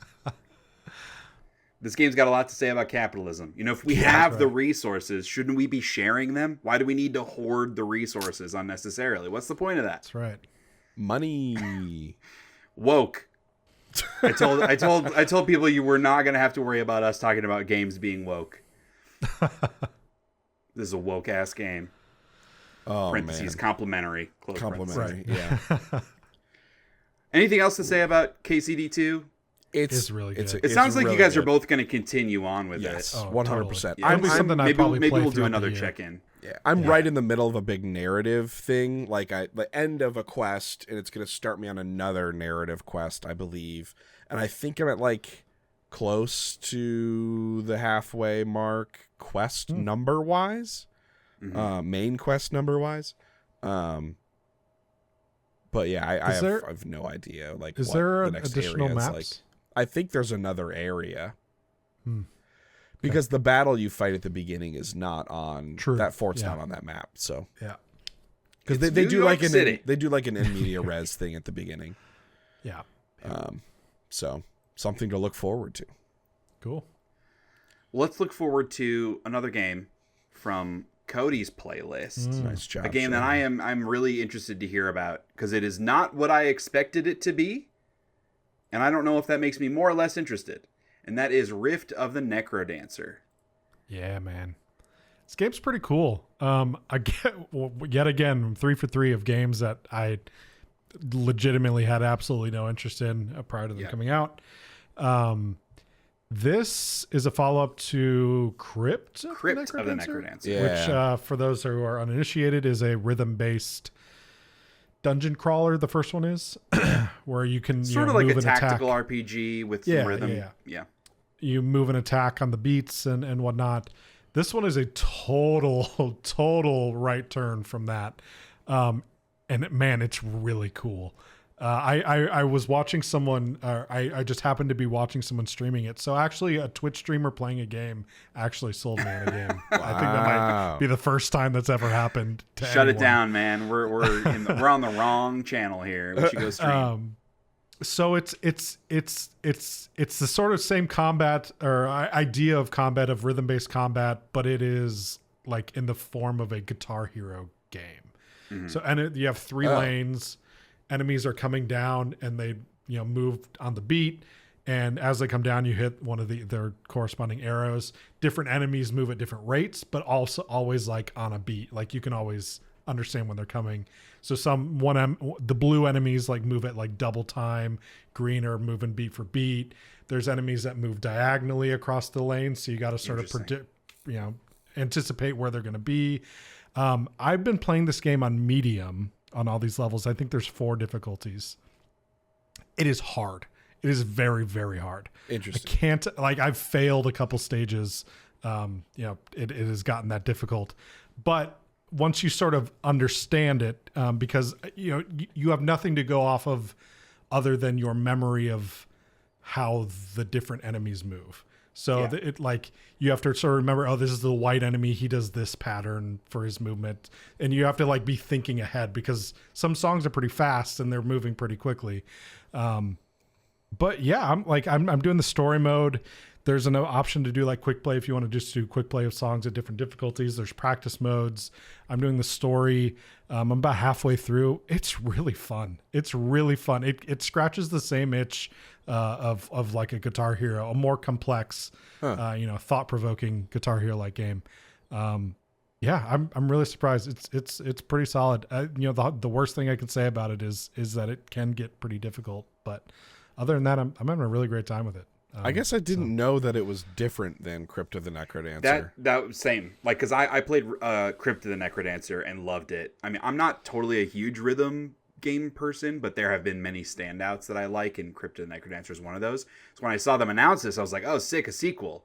And then when I saw more of it after it came out, and I was like, oh, it's like a rock band game or a Guitar Hero game. Yep. That's what? And sort of the missions in between the main missions, when I say main missions, those are the ones that are the sort of traditional Guitar Hero like layout. Okay.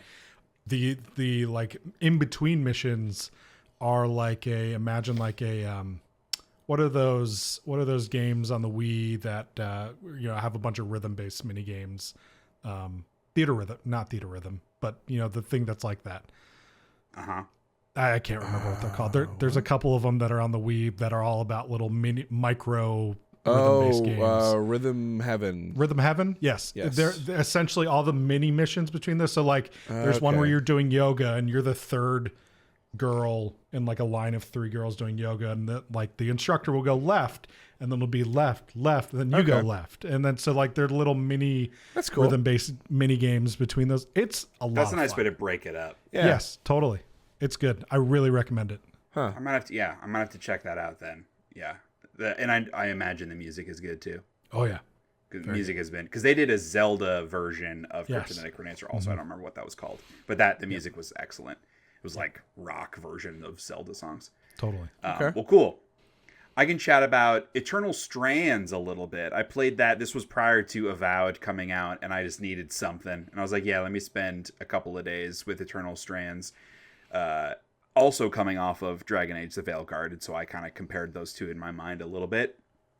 I think there is a trend happening in a lot of games these days when it comes to character development and writing that I'm not a huge fan of, that I think it comes from a place of inclusivity, which is great.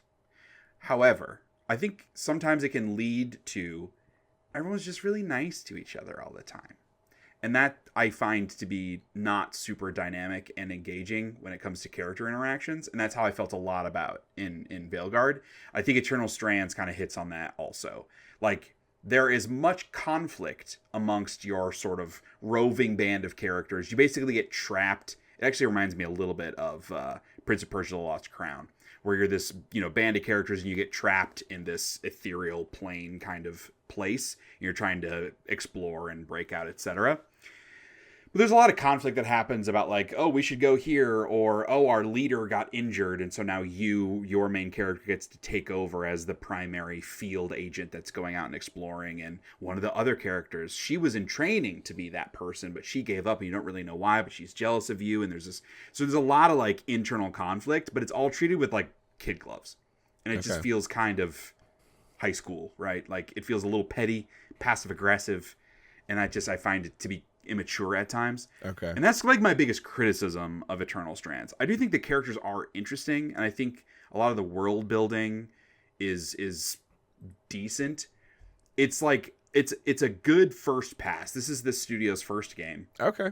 A lot of industry vets behind the studio. I don't remember where they came from, but I think it's a really good first pass at creating sort of an emergent gameplay style RPG that makes me excited to see what they do next. But on its own, I find it to be a little bit just like meh. I think the most interesting thing about the game is the actual sort of power system. So it apes a little bit of like what Breath of the Wild or Tears of the Kingdom does, where there's some like environmental manipulation mechanics. So you have powers of gravity and ice and maybe fire. I don't remember what the third one is. But with gravity, that manifests in combat where you can like create a bubble that sort of traps enemies. And you can go wail on them with your sword or whatever it is. With the ice, you can sort of not just freeze an enemy, but it sort of has the prey glue gun thing that it like creates bubbles of ice, and you can trap an enemy encased in ice. So you can like trap their body, but their tail is out. And so you can whack on the tail or do whatever you want to do. That part of it is very cool. It's super emergent. The like sort of skill expression that you can do with these different systems and combine them in really unique ways. It's a telekinesis. You can like pick up an enemy and throw it at another enemy, or freeze an enemy, pick it up and throw it at another enemy to make it explode and do critical damage. That part of it's very cool. It also has some Shadow of the Colossus energy where there are big enemies out in the world that you have to climb up and hit on weak points. That's the thing that I remember seeing that was interesting. Yeah. And you use those systems with them. Like you freeze this giant mechanical thing's leg on the ground so that you can climb up it and knock its sort of, shoulder pauldron off to do extra damage. Okay. So the gameplay, I think, is pretty solid. It's really just like the writing, which I'm always big on in this kind of game. I'm finding not that interesting. But I do think it, similar to Avowed, it has really good art direction, but the visual style is maybe less of my favorite thing. It also does that Fortnite thing. Yeah. There's a lot of like teal and neon purple and stuff in the game. It has that not Pixar style character design, but like very cartoony looking character design that is super popular now. Mobile it's like game angular. Yeah, it's like angular cartoon 3D characters. I don't know a better way to describe it. But yeah, I don't think that there's anything incredibly innovative. It's kind of like they're taking bits and pieces from really good games like Shadow of the Colossus and Zelda and things like that and combining it together. And I think that's a totally fine approach for a first game like this. Yeah. That makes me excited to see them kind of explore a little bit more, assuming they get to, and that this game did well enough that they're not going to shut down or get shuttered. Right. But yeah, it's not a game that I would say like you definitely need to go out and rush and play.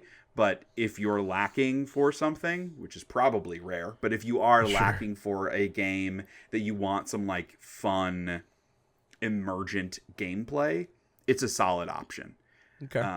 I will say, I think it's not like progression, but like the weapon and armor level up and customization is done really well. So there are categories of item. So like cloth, there are 80 different kinds of cloth. In order to upgrade the hilt on your sword, you need cloth.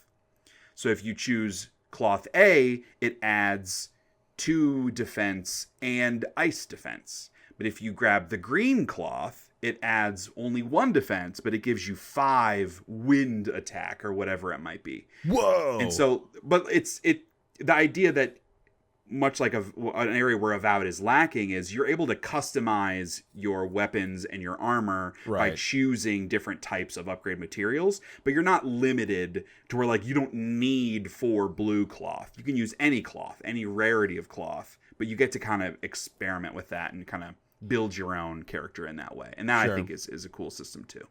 Okay. So yeah, Eternal Strands, like it's fine. It's a fine video game. Is that on Game Pass? It was when I played it. Okay. I imagine it is still on Game Pass. Okay. I can find out right now. How about you tell us about something completely different, Kyle, from your playlist? A game about digging a hole. Yeah. What's this about? This so I think it's like I don't know if mystery either of you kinda. can read. Okay. I don't know if either of you can read or not. I know how. I just choose not to. Yes, Eternal Strands is I don't read 100 fantasy books a year, so. God damn it. Eternal Strands is still included with Game Pass as of today. Yeah, there's no harm in checking it out. Yeah. So a game about digging a hole. It's like $5 on Steam. I beat it in like an hour and a half, if that tells you the scope of it. But it's just like a little game. I feel like it's made by probably 1 or 2 people, and loose story beat of, hey, someone posted there's a listing for this house that's very cheap and there's treasure buried in the backyard. Why would you not want that? So you go there, you order a shovel, an electric shovel that has, if it runs out of battery, it explodes. So don't let it do that. And then it's just the loop of like going in terrain deformation and digging tiny little scoop of shovel by tiny little scoop of shovel, finding rocks and minerals and selling them for money to let you then recharge your shovel or upgrade your shovel or get a jetpack so you can zoom out of your hole when it gets too deep. Get lanterns for when the hole gets too deep. I'm sorry. Rewind. Yes. Zoom out of your hole when it gets too deep? What video game is this? This is a game about fucking. I'm sorry, digging a hole. It's about holes. It's about every hole you can imagine. You get to dig your own hole in this video game. Ooh. And it's very satisfying. I wish there was more to it. I think it's doing very well right now, even though it's only like $5, maybe because it's $5. There are a lot of people that know about, have bought, and are playing this game. It's a very short experience. Popular. There's a thing that happens when you get down to the bottom of your property and you're searching for that treasure, and I'll leave it there. But like the loop of, hey, dig down, find minerals, jetpack up, sell them, refill your energy bar or health, and upgrade stuff. Get back down in that fucking hole, baby. Keep on digging. That's a good loop. It's very satisfying.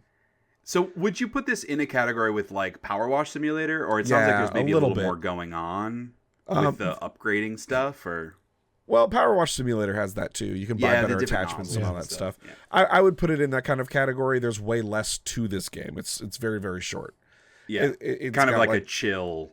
Yeah, it feels like someone made it for a game experience jam more than a game kind of thing. That sounds pretentious as hell. Yeah, I don't like that. An experience it's more than a game? Get out of here. I mean, the experience is digging the hole. That's the best part about it, is the gameplay loop.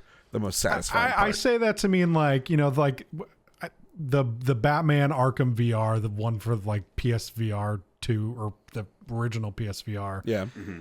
There's nothing there. There's nothing like it is. I am in there to experience and then move around and engage with a virtual experience. Yeah, this is not that. It's a game about digging a hole. That is the description I was just using. Not to game is in the title. It's not called an experience. That's about fair. Yeah. That's it is a game about it. That's fair. Hey, very low barrier to entry. If that in any way piques your interest, I highly recommend it. Yes, I've heard it's been making the rounds. I've heard great things. It's $5. Yeah. That seems like something that's worth checking out. I think it's Steam Deck verified. So if you have a Steam Deck, Shay, then it's a very easy. If you have Steam Family Sharing, yeah, so you could, and a Steam Deck. Who can say? Who can say? But yeah, that's a game about digging a hole. And you've been playing several, call them like mini offshoot weirdo experiences, and another one is Fast Food Simulator. I don't mean that as a negative. I guess you both played some Fast Food Simulator. Yeah, actually with my partner Kara as well. The three of us played Fast Food Simulator. Cody, give my voice a rest and please talk about Fast Food Simulator. I don't remember the name of our restaurant, but it was pretty funny. Oh, what was it? It was like Peepo Poo-Poos or something.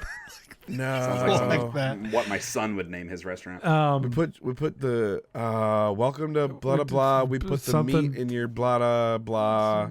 Yeah. What was our thing that we would say to customers? Fuck. What was it? This is very much in the vein of like Power Wash Simulator. Your supermarket simulator, like the blank occupation simulator games. Yeah. Job simulator. This one is just fast food. So you manage a fast food restaurant. Every morning you go in and order your inventory. You put everything, you organize it, put it all in the freezers, fridges, in the wherever you want to put your inventory. And then you open up and you run a restaurant. So all three of us worked at Chipotle together at the same time. That's true. So this feels very real. Yeah. I never got to be your guys' manager. Yeah. Oh, thank God. Actually, I was. Kyle, you were still there when I was your manager for a short amount of time. We didn't work together very often, though. Yeah. I never got to boss you guys around. So it's all about. Good. Very similar to that. Kyle's partner and I ran that restaurant. We took turns sort of taking every day. A different one of us would be Mr. Manager. Yeah, the new manager every day approach. The successful approach. The first 2 hours we heavily role played. Yes, really very funny. Oh, it was so funny. Because I was the manager the first day because I was the one of the three of us who had seen some gameplay of it, and Cody was on register.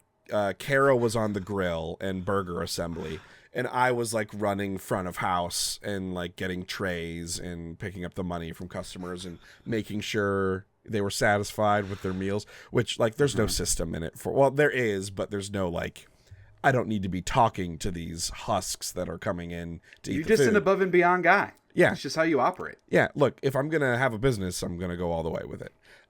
It's going to be successful. And so we had a name of this fucking restaurant. I forget what it was, but Cody was workshopping a new slogan. Welcome slogan. Yeah. Welcome when they come in, a thing they say. And it was I had decided on what it was going to be, and Cody, you kept fucking it up a couple different ways. And I was Cody would get the customer taken care of. They would go sit, and I'd be like, "Hey, Cody, awesome job. You're doing a great job. Can I talk to you in the back real quick?" And it's Cody would leave the register, and then Karen could hear us talking in the hallway and "Hey, so I love the energy. I think it's fantastic. It's our first day. Huge opportunity for us. It was actually in the meat, not at the meat when you said that. So the next time, just make sure it's in the meat. We have the meat in it." Or whatever, whatever the slogan was. And then Cody would go back and get it right. And then there was some other little thing that I would find that he wasn't doing right. I'd be like, "Hey, Cody, I thought you nailed it that time. Can I talk to you in the back real quick?" Just kept pulling him back. Oh, it was so fucking funny. Genuinely though, once we got through that 2 hour of role play and we decided to actually just play the game. Yeah. It's pretty fun. Honestly. It is fun. The orders get more complex as you progress, and you are able to purchase. So we just recently got mustard, so now orders are going to start including huge mustard. Huge development. So there's a pop machine you manage, there's an ice cream machine you manage, and then there's customization within the burgers. There's fries, which similarly to Kingdom Come, they're all very in depth, and yes, there is a surprising amount of depth to each one of those systems. Ice cream will melt if you let it sit on the counter for too long before giving the order. So it's pretty good time, and they seem to be they have a roadmap for content to be added. I think you can have up to 6 people playing in there, so everyone's going to have their own role. And they just added refills on the soda machine, syrup refills, so you have to do that. Wow. Yeah. Oh, and like so at the beginning of every day you can like order stuff through this like computer interface, and you have to like turn on the computer and it does like an OS splash screen, and then like you click on the market thing and like order stuff through a web page. And then a dude drives it in a truck and parks it behind, and you have to like unload the truck and like do all that stuff too. But there's like this NPC that's driving this truck who just like is stiff and staring straight ahead. I named him Mark, and I had a whole dialogue with Mark about his kids and how they were doing. And how his kid keeps getting sick. And then like, so I'd go out and Cody and Kara are like unloading the truck, and they're just hearing this one-sided conversation between Mark and I. And then like, I'd walk back in and like, oh, you guys would not believe how sick Mark's son is. He is absolutely destroying their toilet right now. And like, it just became this whole narrative thing. It was very funny. It was a very good time. Yeah, it was. I wish one of us was like streaming it or something, because I wish I had some of those moments recorded. Though I will say, even outside of the improv and the role play, if you don't have that, I still think you're gonna have a pretty good time. Totally, playing yeah. with friends. That was just extra fun on top. Totally, right. Yes, but yeah, it is a very good one of the, and there are like all sorts of ways in which them to add content, like. Because you can customize the sign and the name of the place. It would be awesome to like be able to do like signage, or like, you know, customize the interior of it and like the design of the interior and all that stuff, or like get better grills and all that other kind of shit too. There are a lot of things they could do to it. It's early access right now, obviously, because everything is. So it's just like, if it's successful, they'll be able to follow up on all those ideas. But yeah, it's very, even as it is right now, it's a very good time. Yeah. One of these days, if we decide to put forth the effort to pick up some streaming as part of Party Select, that sounds like a fun one to do. We can all play Absolutely. Characters. Yes, 100%. And that's Fast Food Simulator, to wrap that one up. A nice WYSIWYG game title. Always easy to recommend those, where you know what you're getting. A game about digging a hole. I would say similar to this next game, which I don't know how to pronounce, Kyle, so I'll toss it to you to tell us what the next one is. Sure. Ropuka's Idle Island. This is an idle game. It does the thing that Rusty's Retirement does, where it can overlay and everything else is like chroma keyed out of the window or whatever, so you can overlay it on anything. There are a bunch of settings for that, which is nice, but it's just a cozy little idle game where it's a frog, and he's very cute, and he's got a little house on his island and a little like beach chair that he likes to chill on to like get his stamina back, and he just gets up with shears and cuts grass, and you buy upgrades for him on the island based upon how much grass has been cut and how many clippings you have to spend on upgrades.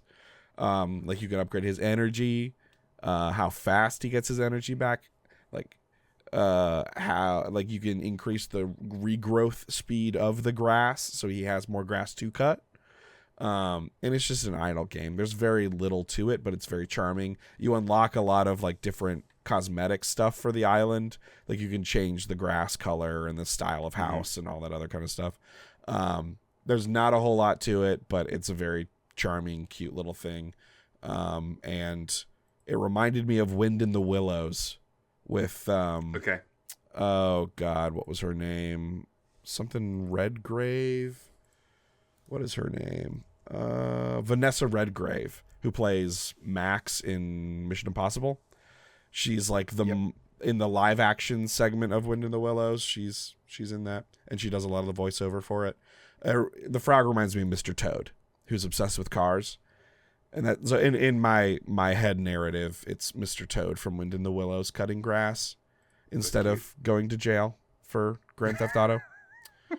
But yeah, that is Ropuka's Idle Island. There's not much more to say about it. It's cute.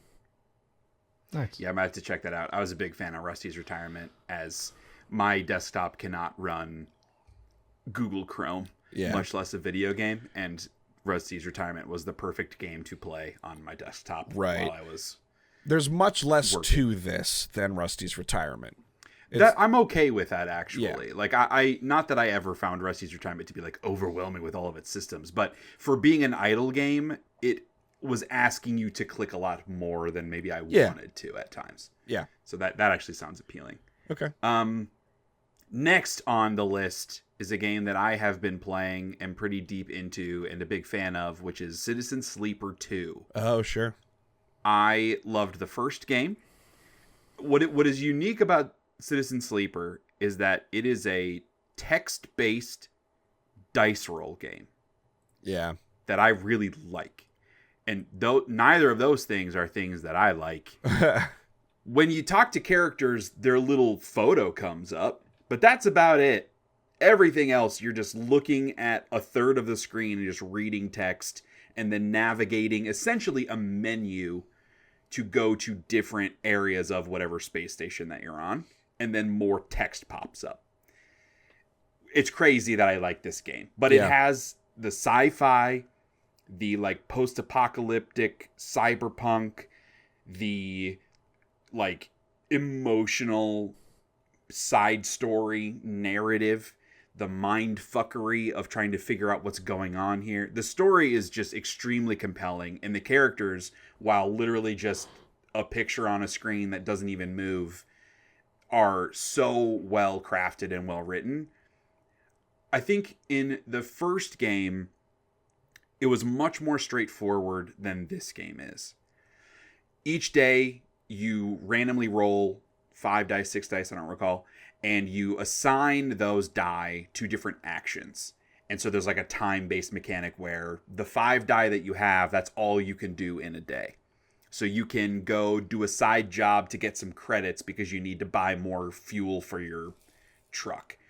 You also, a person's asking you to go talk to someone else to see if you can negotiate a better price on their rent because they're about to get kicked out and they have a little kid. And so, I want to save my 6 for that because I care about that person. I want to help them out. But the side job, I got a 2. I don't really care if I drop the pizza and I get money deducted from my pay. And that's kind of how you're going about the game. There's also a greater mystery around this, like, you're a sleeper, which is essentially a robot clone where someone's like consciousness has been implanted into you. But you're like a person. You have your own thoughts, feelings, but you really don't know where you come from. And you're trying to figure that out. There's also this weird sort of alternate plane of existence and this sinister evil force that's influencing your mind that you're trying to uncover. And that's basically how the first game works. The second game is much the same in terms of the mechanics. So the dice roll still exists. A lot of the random decisions you're making throughout the day still exist. But it's missing that weirdness that the first game had. And in replacement is a lot more character stories and more in-depth character stories. So the first game you're on a single space station that over time you're sort of expanding your access to, and that's how the world grows. In the second game, they've like made it a big solar system galaxy where you can jump from space station to space station. They're much smaller. You also go out on missions to like, I heard that there's a crashed spaceship where we can go get the loot if you just give me 50-50. And you have to decide, do I fucking trust this dude or not? You go out on a mission. Turns out he's trying to backstab you. Good thing I saved my 5 so that I can turn him in or whatever it is. And so it kind of expanded the application of a lot of the gameplay systems. I'm not sure yet if I like that more or less.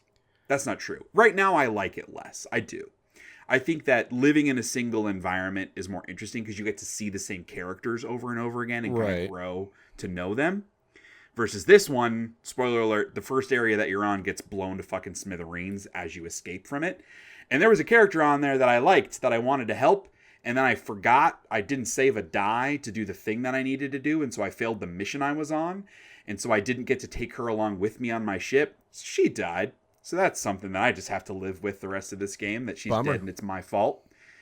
And so that part of the narrative, I think, is very compelling. But the like bigger mystery isn't there as much as it was in the first game. So for the first game, I found that there was a lot of text in the first game. Like some scenes would just go and go and go, and that's kind of why I stopped playing it. I was like, this is too long between actions for me. How do you feel that balance is in the second one? Yeah, I'm kind of surprised to hear that. Or I guess I'm not, because you don't really like to read that often, so it makes sense that too much text would be overwhelming for you. But I would say that comparatively, it's pretty similar. There is a lot of text. It's a lot of reading. Kyle's taking off his headphones. I zinged him one too many times on the fantasy novels. No, but I think it's pretty similar. In terms of the quantity of text that you're reading, you do sit there and engage with, not engage, it's pretty passive because you're just reading it. But I think the writing quality is very strong, and the characters I find very interesting. You also get to make a lot of choices in the text-based stuff. So someone will be pontificating about something, they ask your opinion, and you get to make choices that are disassociated from the die rolls, which is also just a nice way of feeling like I'm making my own story and I'm making choices that have meaningful consequences. This fucking girl died because I didn't help her. Like, that's a pretty big consequence. So I've seen that towards the end of the game, there's a lot more emotional resonance that I just haven't gotten to yet, because that's the biggest thing that's been missing. Like, I remember specific quests in the first game. There was a dad and son that were, like, really destitute. You're trying to help them find a way off of the spaceship. And I was ignoring everything else. I was sacrificing all of my die to help this dad and son get out of there. There hasn't been anything like that yet. And I think it's because you're just jumping from spot to spot. You're not really going deep. But I've heard and seen that stuff is more impactful in the late game. Okay. So I'm super motivated to continue it. So yeah, I'm liking it a little bit less than the first one, but to be fair, the first one was like my third favorite game of the year it came out, so it's a pretty high bar. I think the writing is exceptional, the world building is exceptional, and the mechanics, for it being not a thing that I normally would engage with, fit the characters and the writing really well, and it makes it feels like, I mean, as someone that doesn't really play D&D, it kind of feels like that, where there's randomness. Like, you make a choice, but whether that choice succeeds is a lot of times out of your hands. Yeah. And that, like, can be frustrating, but that's part of the experience. Like, if I make a choice, I use a 4, I'm crossing my fingers, and it fails, and I get fucked because it failed, and I just have to live with that, and that's just how the game works. I think that's a really cool system. Yeah. So yeah, the game is much harder than the first because of a lot of the things that it has. Interesting. Like, your die can break now, and you have to spend money and resources to fix them. Oh my They God. can become infected. Where, like, even if you use a 6, there's still an 8. Like, normally when you use a 6, it'll be like 100% positive result. Or if you use a 4, it's like 25% positive, 50% neutral, 25% negative. There's a system where your die can get infected, where even if you use a 6, it's like 20% positive, 80% negative. So you'll still succeed. You will win the dice roll, but you'll still get the negative consequence. That fucking sucks. Yeah. That makes it very tough. And again, you just have to accept it. Because I failed that first mission, I am in a hole right now. Are there fail states? I haven't reached one. Okay. I don't know. There has to be in some way a fail state. Although maybe not. Maybe the game will find, like, if all your dice break, the game would probably find a way to let you continue because of that. But, like, I constantly have 2 of my die that are broken because I just can't afford to fix them all. There's a reroll system that you can upgrade where, like, every day I can reroll one of my lowest die. Sure. But that damages the die. And if you damage it 3 times, then it breaks. And God. It creates this, like, snowball effect where if you fuck up big, which I did, it's very hard to break out of that. Yeah. That makes it more engaging to me. Yeah. And I have to, like, you know, when I played Mass Effect 2, right, I did all the side quests for all the characters so I could make sure they all survived through the mission. That's impossible in this game. Yeah. Someone's gonna get fucked. Yeah. So okay. It's good. It's really good. All right. Next on the list, Cody, Foundation. Yeah. No idea what this game is, and I'm excited to hear about it. Foundation is a game. Man, I feel like it's my trend of my playlist this month. Again, a game which is a genre I normally do not give a shit about, but it is a city builder. It is a medieval sort of.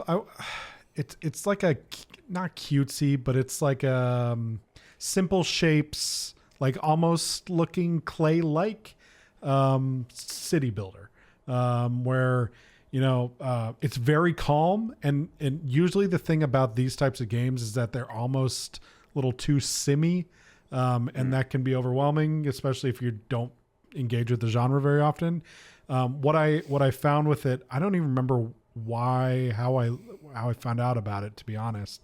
But jumping in, it is so very tutorialized, and that is such a good thing, because I'm going at the pace the game is teaching me, and I'm well over about 4.5 hours in, and I'm still getting tutorials, but I'm retaining everything I've learned and putting that forward.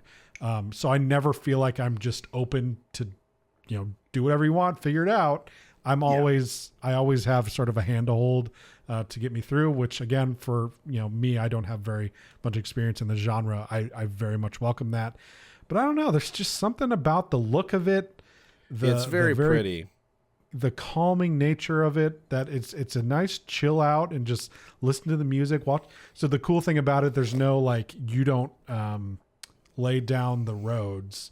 The villagers generate roads as they walk between the different to do their jobs. They walk between the different buildings. So they're carving out dirt paths just from walking, which gives a cool little natural paths look to your city. You can sort of expand. You can buy, once you earn enough money, you can buy new zones around to expand your city out.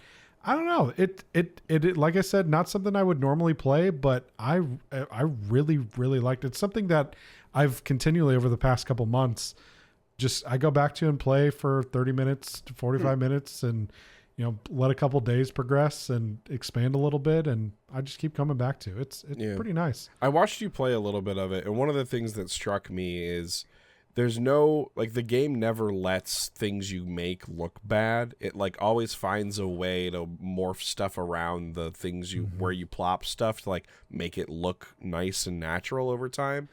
And then secondly, so that's nice. And then, so if you don't feel like you want to invest a lot of time or energy into finally placing things, then the game kind of makes it beautiful for you, which is great. And then the second part is when you were building those large, more complex structures that have a purpose. That you can do different offices of agriculture or a meeting space for visiting dignitaries. You can assign different rooms in those larger structures to those functions, but you can also, in a way that reminds me of kind of Spore, when you could design the buildings in Spore, you can take these visual elements and plop them on to those larger structures and make them additive construction, I guess. And make them look different, but each of those things gives it a little stat buff to certain meeting certain requirements and stuff. And I thought that system of kind of piece by piece building up these larger structures was kind of neat. I hadn't really seen that before, not in that same way. Yeah. So no, I've really been enjoying my time with that.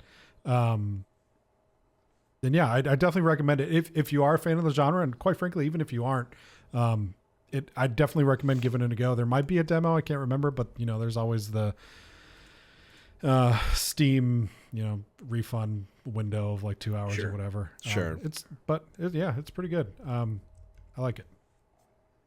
Yeah, I never go super deep on those kinds of games, but I've played a handful of them over the last several years in particular, just because it's nice to create something in a casual, calming way. And the sort of villagey, medieval sort of aesthetic of that is appealing too. Yeah. Well, Foundation's good for that. Well, and didn't you say, Cody, that there's a way to turn off some of the aggression stuff, the war stuff? You can kind of turn the systems off. There's not even, I don't believe, I haven't gotten to combat yet, frankly, but I don't believe there's any sort of active combat. I think if you were to go into combat, it just happens off screen and you are notified of the results. So you don't really have to engage with that. But to Kyle's point about one of the things he noticed, the first one about how sort of the game beautifies it for you is it does that in the way of, so for like housing, every villager has to have their own house, living space to be happy. Instead of that being a building that I select and then place down, it's a brush. So like I have a residential brush that I can just paint an area of my map, and that area is dedicated to housing, and they'll build houses that fit within that area I've brushed. So I can choose where they put their houses, but they build their own houses, they build their own yards. Like it all works out and it looks nice because of that. Yeah, that's cool. Yeah, so yeah, it's a good game. How about Clone Hero? This is another joint you guys have played together. Yeah, so Clone Hero, for the uninitiated, is a free software for the computer, where it's just effectively like a launcher and interface that will search your hard drive for files that are just, and you can find these files places on the internet and download them onto your computer. But it will search your hard drive for files, and those files are, let's say, every Rock Band song from every Rock Band game and Guitar Hero song from Guitar Hero games. And so I have like almost 2,000 Rock Band / Guitar Hero songs on my computer that Clone Hero identifies and allows me to play them through its interface. So I can play any fucking Guitar Hero and Rock Band song not whenever only I that, want. it's not even limited to established songs. Right. Like, people are smart enough and have figured it out. Like, they can transpose any song. Yes. You can Google, create a Guitar Hero track. Yeah, and create a track for it. You can Google just about any song you can think of, and there is a large percentage chance that song has been transposed, and you can add it in there. Totally. That's cool. Yeah, it's awesome. It is very cool. And now- co-op play. It even has co-op play. We played Yes, it online. has online co-op. Cody and I together. played. Yeah, online Super co-op. cool. It's awesome. It has Is scores. it two like different high-score guitar stuff. parts, or Well, You can do whatever similar- you want. You could do co-op on like Guitar Hero, even like some songs. Some person could play the like rhythm, and the other plays the lead. Yeah. So you can play the same thing. So we're Okay. both playing the same thing, maybe different difficulties, or like I could do the bass. But it would even allow if I had a drum set, like I could do the drums and Kyle could do guitar. That's very cool. Yeah, and vocals for the Rock Band and Guitar Hero World Tour stuff. Yeah, it fucking rocks. And so Cody, I had heard about it, and then Cody said he was downloading it. You got what guitar? You got there's a PDP one. PDP Riff Master, I think it's. Yeah, it's like a really nice one that's compatible with PC and stuff. It is like a Rock Band guitar. It has those frets, not a Guitar Hero guitar. Right. And so that led me to be like, man, do I want to buy this thing? I don't know. I feel like I have, because I have my PS2 Guitar Hero 2 controller. And that led me to be like, I feel like I have another controller. And so I looked in my closet. And gentlemen, what I found in my closet, I have a Rock Band 4 guitar and drum set for PS4. I have 2 wireless Gibson Les Paul 360 guitars and 1 wired 360 guitar, which is the Explorer. I have 2 wired PS2 controllers, the original red ones, one of them in box, and 1 wireless PS2 controller that doesn't have the dongle, so I need to get the dongle. And then I have 2 Rock Band microphones.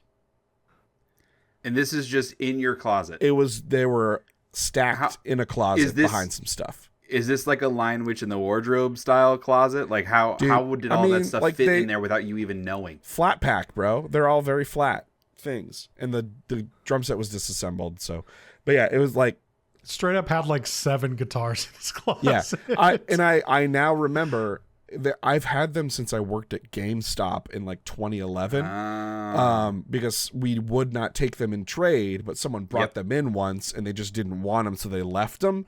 And I was like, all right, I guess I'll fucking take these, dude. And so I got all of these when this dude just like dropped these controllers off. Probably against corporate policy, what you did. Fuck, I cannot imagine a corporation being like, yes, GameStop. employee, just What take something a policy? customer left. GameStop doesn't GameStop. fucking have a corporate policy, the piece of shits.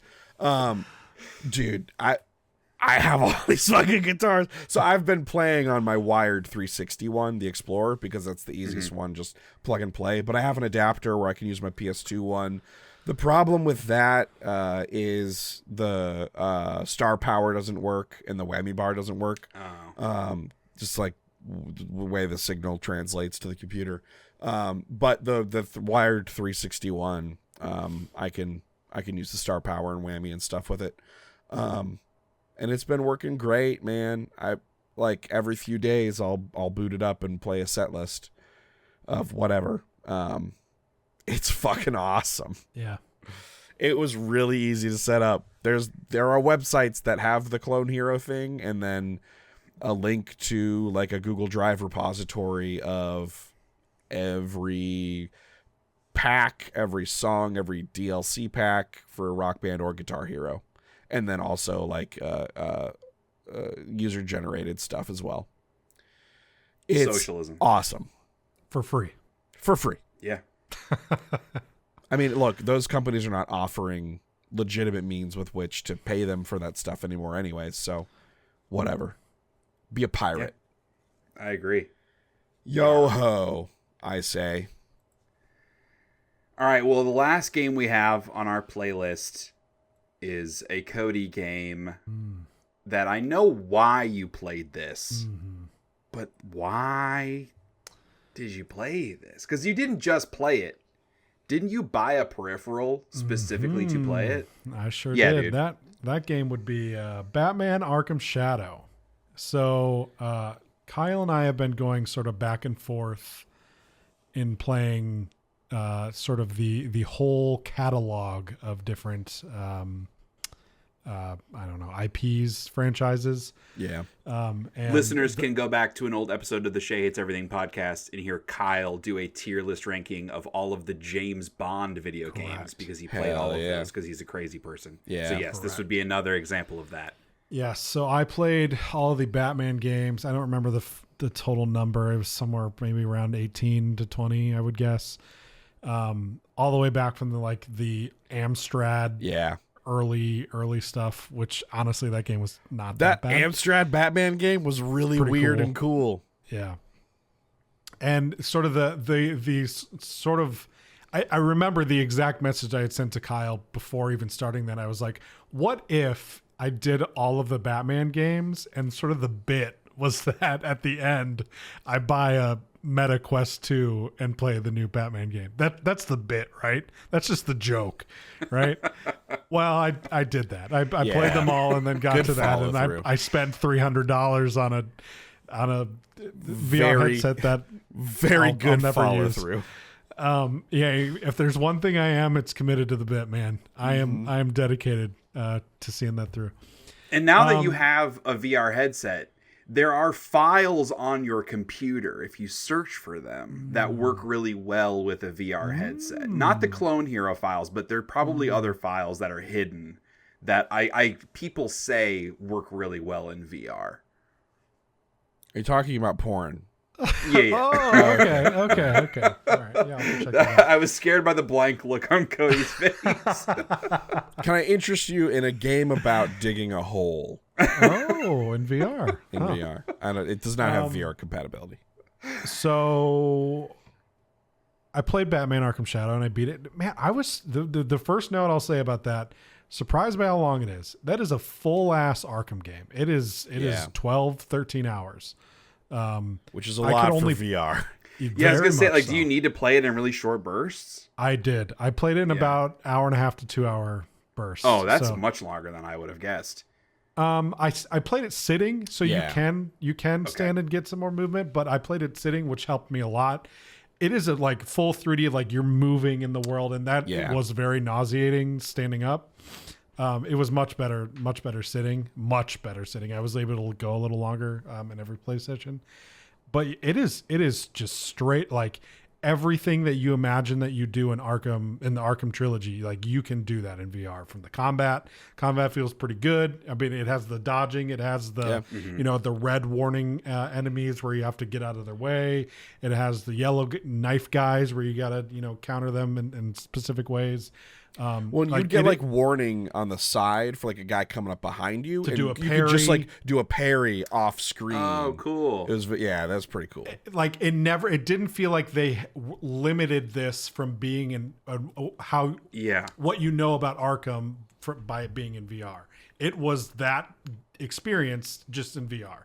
Yeah, they found creative ways to like make it work for VR rather than stripping stuff out of it. Correct. Yeah, that's really cool. It was pretty good. I think on my tier list I had that as the second best Batman game.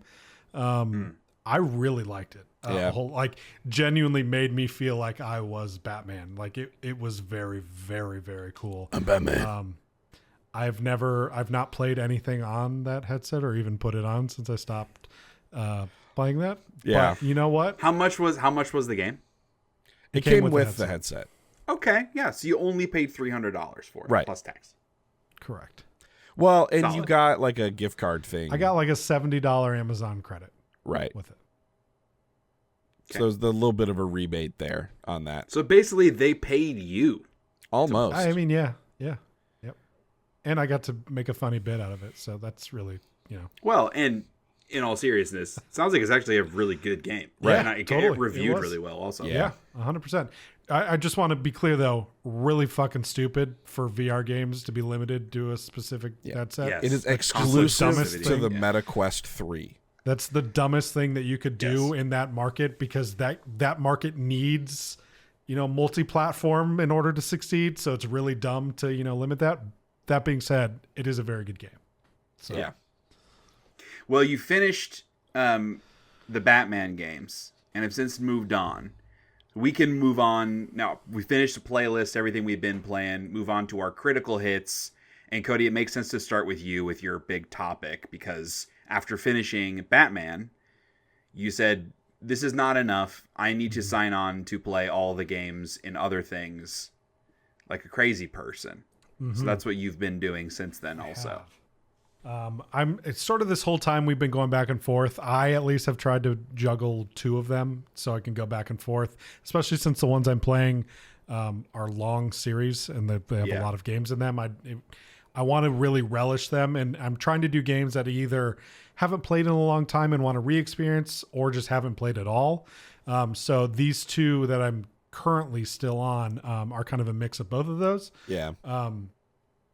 Prior to starting this one, I had never to completion played a Call of Duty campaign ever, any of them.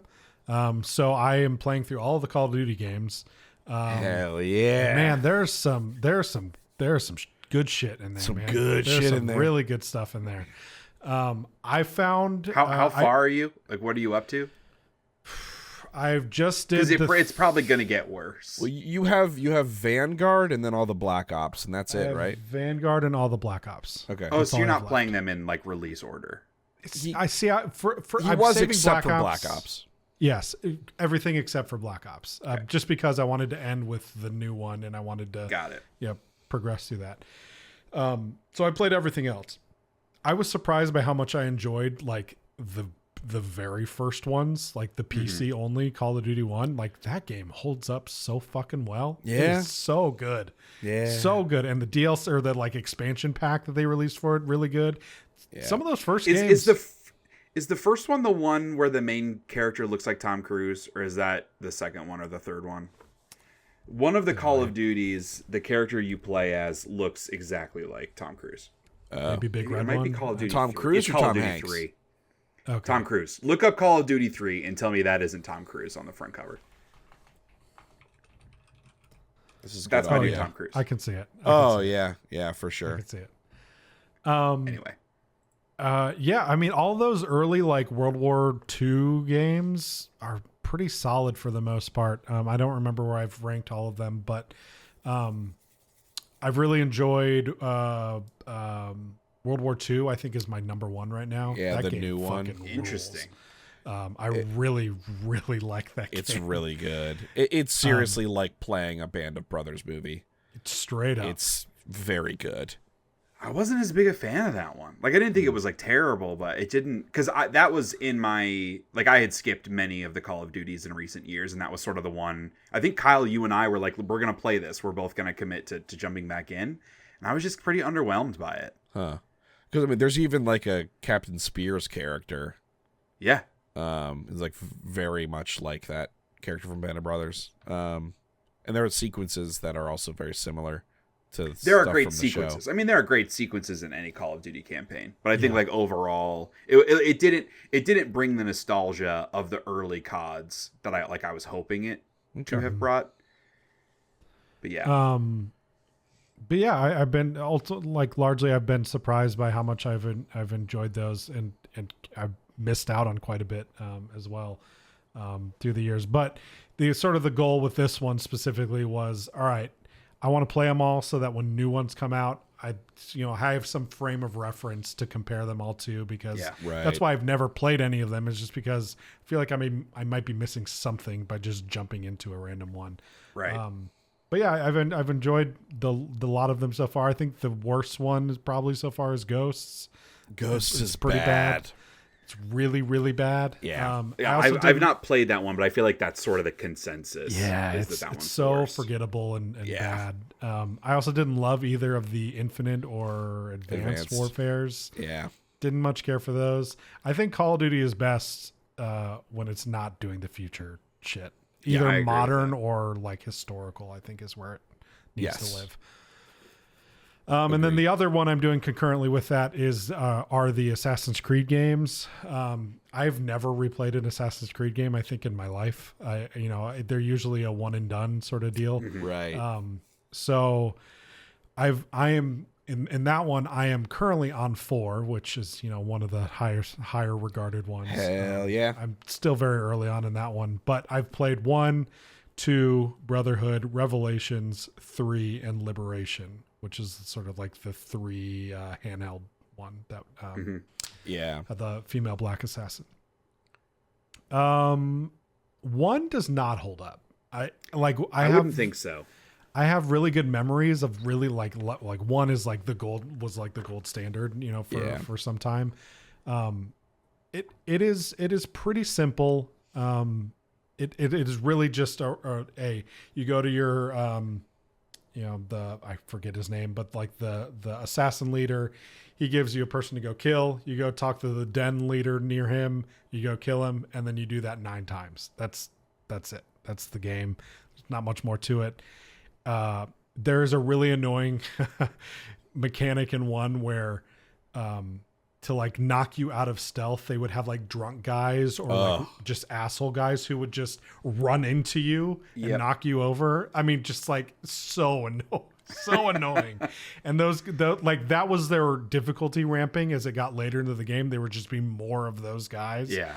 And it was just very frustrating. It ended up sort of marring that experience. Yeah. But man, when I tell you that the Ezio trilogy, that holds up so well. Watching you play that, I was like, I literally cannot believe how good these video games are. Like the compared to modern, still look awesome. Also, yeah. Like even crazy. Compared to a modern Assassin's Creed game, it holds up like tremendously well. All 3 of those do. I always remember hearing that Revelations was sort of the weakest of those. I really liked it, and like I think they're doing good. New weird stuff in that. Like, those were the things I didn't like about Brotherhood and Revelation were the like additional mechanics. Like there was like a little city building thing, machine. And a tower defense thing, and that was the stuff I did not like as much about it. But the core story and gameplay of those games is probably still the peak to me. I love AC4, but I think the Ezio stuff is still probably the best. Yeah. So coming off of Revelations, Ubisoft updated the engine for Assassin's Creed, and I think that worked in its detriment for Assassin's Creed 3. That game sucks. That game sucks to play. Connor is not interesting, and especially coming from Ezio. A year later, you have this guy who's just, so flat. His, bless his heart, but his voice acting is pretty god awful. There's just nothing interesting. Paired with the fact that, you go from, I can't remember where Revelation took place, but even in Brotherhood and 2, where you have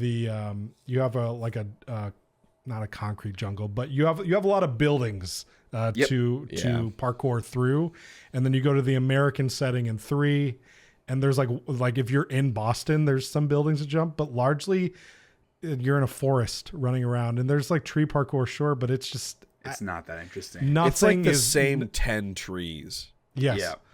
It's they just have a to be. worse experience across the board. Agree 3 was pretty bad.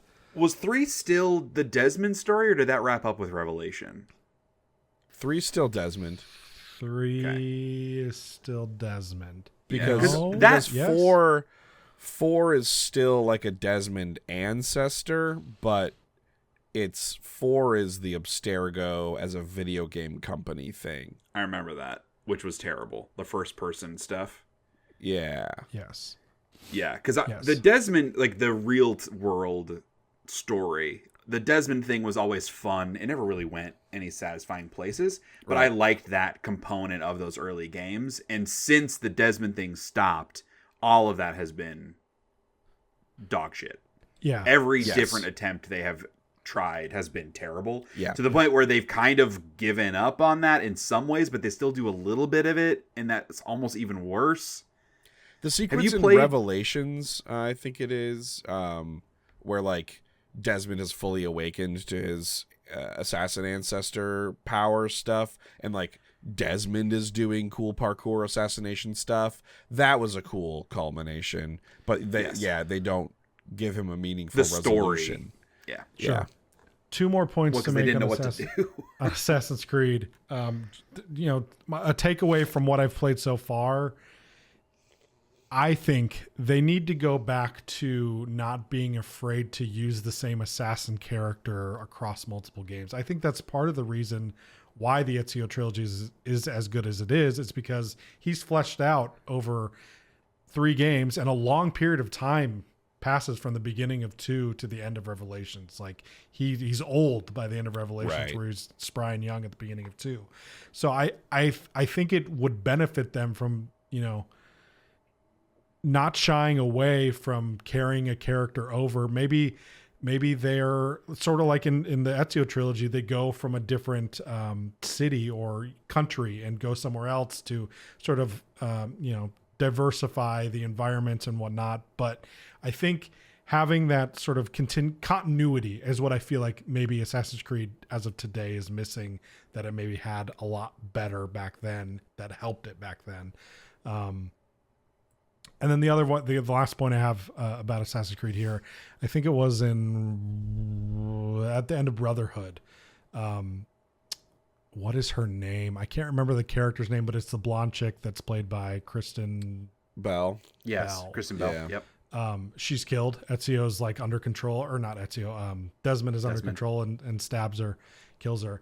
Come to find out, that's because she requested royalties be paid to her, and the director was like, "No, I'm not doing that," and killed her character. So that's a cool thing that happened. Sick. Yeah. Yeah. And then they justify Desmond killing her in DLC for that game. So very cool. Amazing. Yeah. Have you played the recent AC games? The most recent one I played was Valhalla. Okay, well that is the most recent one. No, the Mirage came out after it.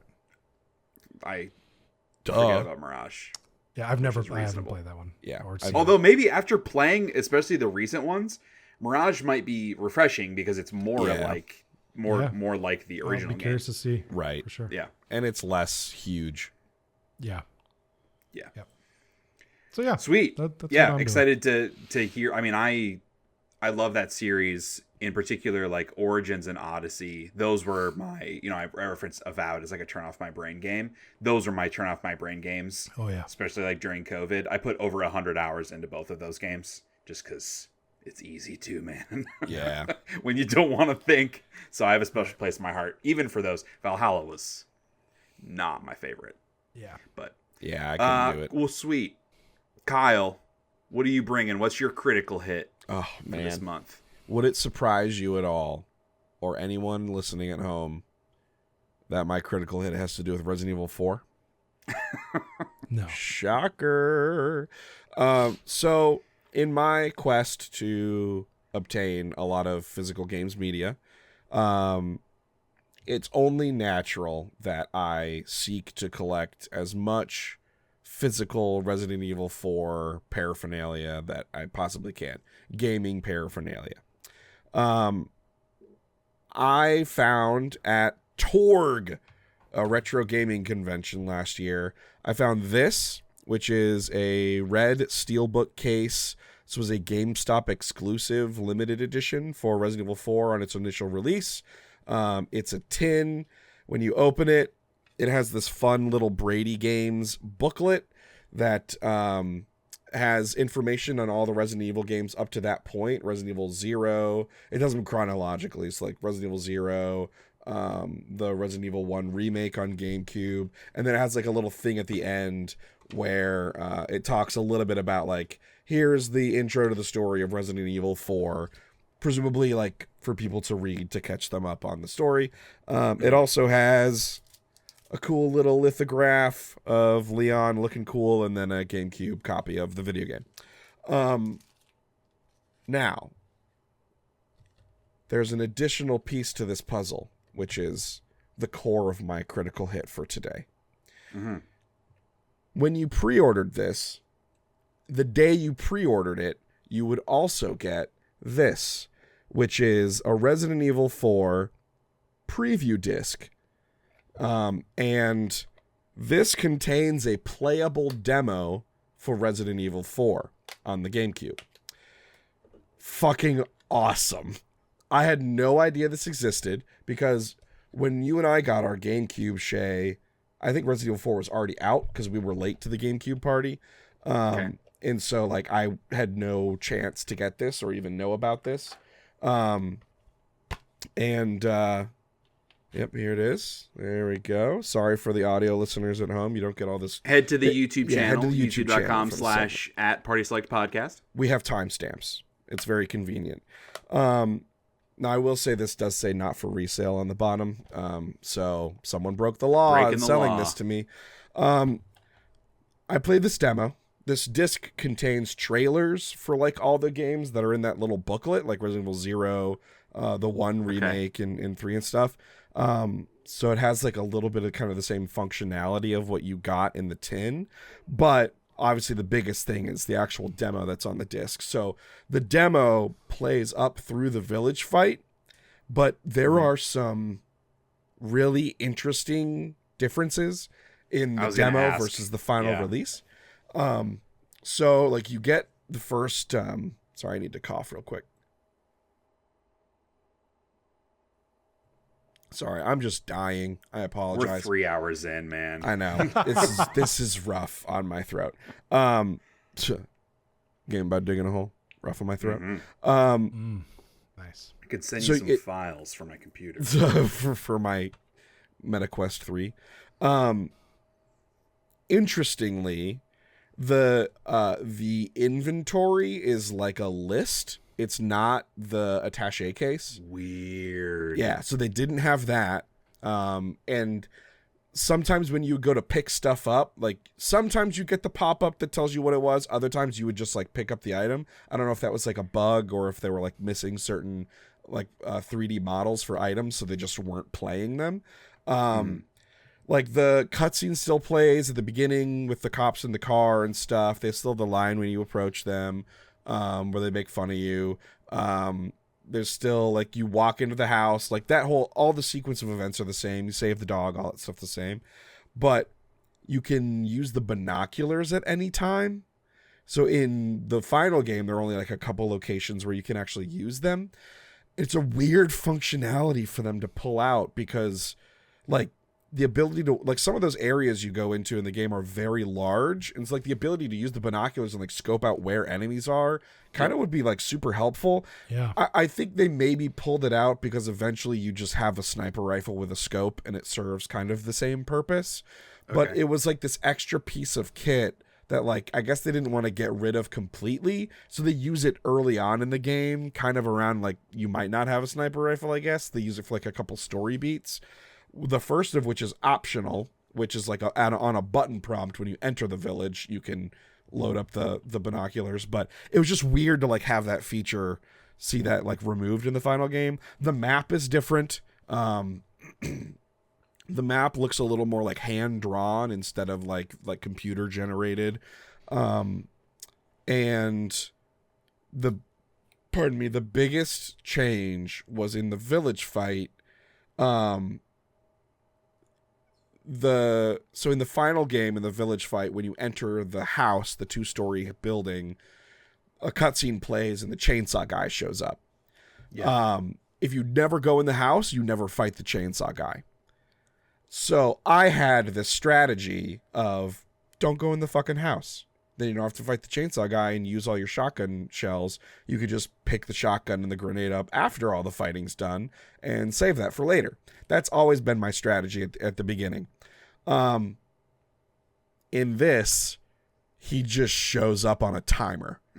Oh. And so I was like on the other side of the village when he comes out, and like he's between me and where the shotgun and the grenade are. And so I had to do some bullshit to get around him to get to that stuff and then like make it through the pro fight. Gamer moves. Yeah, like my hundreds and hundreds of hours playing the game definitely served me well in that moment. Oh, right. Fuck. The other huge gameplay thing, you have to go to the menu to switch to the knife, to use the knife. It's not just always on the left trigger. Yeah, so the knife's like useless. Like the knife is always like a reactionary, like if you want to create a window for yourself, quickly pull it out, get a guy in the face, he'll stumble. You can do like a follow-up attack or reload or whatever with that time. In this, you have to like stop, open the menu, which is not an attaché case, it's a list, go to the knife, equip it, and then you have to unequip the knife back to a gun to use the gun. It's very weird. Very strange. What about like breaking boxes and stuff? Because you always use you the have knife to for then that. you have to switch to the knife. Well, that sounds like a good change. That was a good change. Yeah, but I just thought like this is a thing I had no idea existed. As soon as I found out it existed, I knew I had to have it to play the demo to like spot the differences. Yeah, it was very, very cool. And like I just can't imagine at the time like being so excited for Resident Evil 4 before it comes out, and like you get to go home with a playable demo for the game in a box. Like that fucking rules, man. Oh, but also so weird, and it just shows they had to print the disc and ship it and do the whole thing. Like, totally. How many versions earlier is the demo disc compared to the gold, approved version? True. Because that's a lot of differences for something that theoretically you were playing a couple of months at most before the game released. I wonder. Yeah, I don't know the timeline on it. Because you said it was with a pre-order, right? Like if you pre-ordered the special edition, right? I can't imagine they were doing like a year ahead of time. At least not back then. Now you can Right. you could go pre-order the special edition of Elder Scrolls 6 right now. Yeah, that's true. That's funny. Not literally, but you know what I mean. Right, for sure. Pre-orders are out of control. They weren't back then. Back in the good old days. Yeah. But that's very fun. Yeah, so I just thought that was super interesting. That's been like top of mind for me lately, just like having played that. Just thinking about Resident Evil 4 all the time. That's me. Yep. All right, well, last on the list of critical hits is mine. I thought it would be good to sort of wrap up. The Steam Next Fest is going on right now, and I thought it'd be a good way to just introduce and do some quick hits on demos we've been playing. I have a huge list that I have not made it all the way through yet, but calling out a couple of them. I think a good place to start, because Cody, you and I both played through the demo of Wanderstop. Yeah. I was surprised by how short the demo was. Well, I guess like it takes a while to get through, but there isn't a lot in there in the demo, I guess is more what it is. It's a lot of tutorialization, and it does what seems to be the actual intro of the game, a lot of like the story and character setup, the interactions that your player character has with Boro, I think his name is, the guy who owns the tea shop. I love Boro. He's great. And then he kind of walks you through how to build, or how to plants. I was like, what do you do with plants? Oh yeah, plant. Oh them. yeah, okay. That's what I was trying to think of. Planting plants and watering them, harvesting them, and then yes, the actual tea brewing, which is this giant tea contraption that you need to navigate around. And that's kind of it. Mm-hmm. And I was just like, there's clearly something deeper, darker that's going to be happening. This is Davey Redden and one of the folks that worked on Gone Home. So this is, Stanley Parable, Beginner's Guide, Gone Home. Like a lot of games that got some shit going on in them.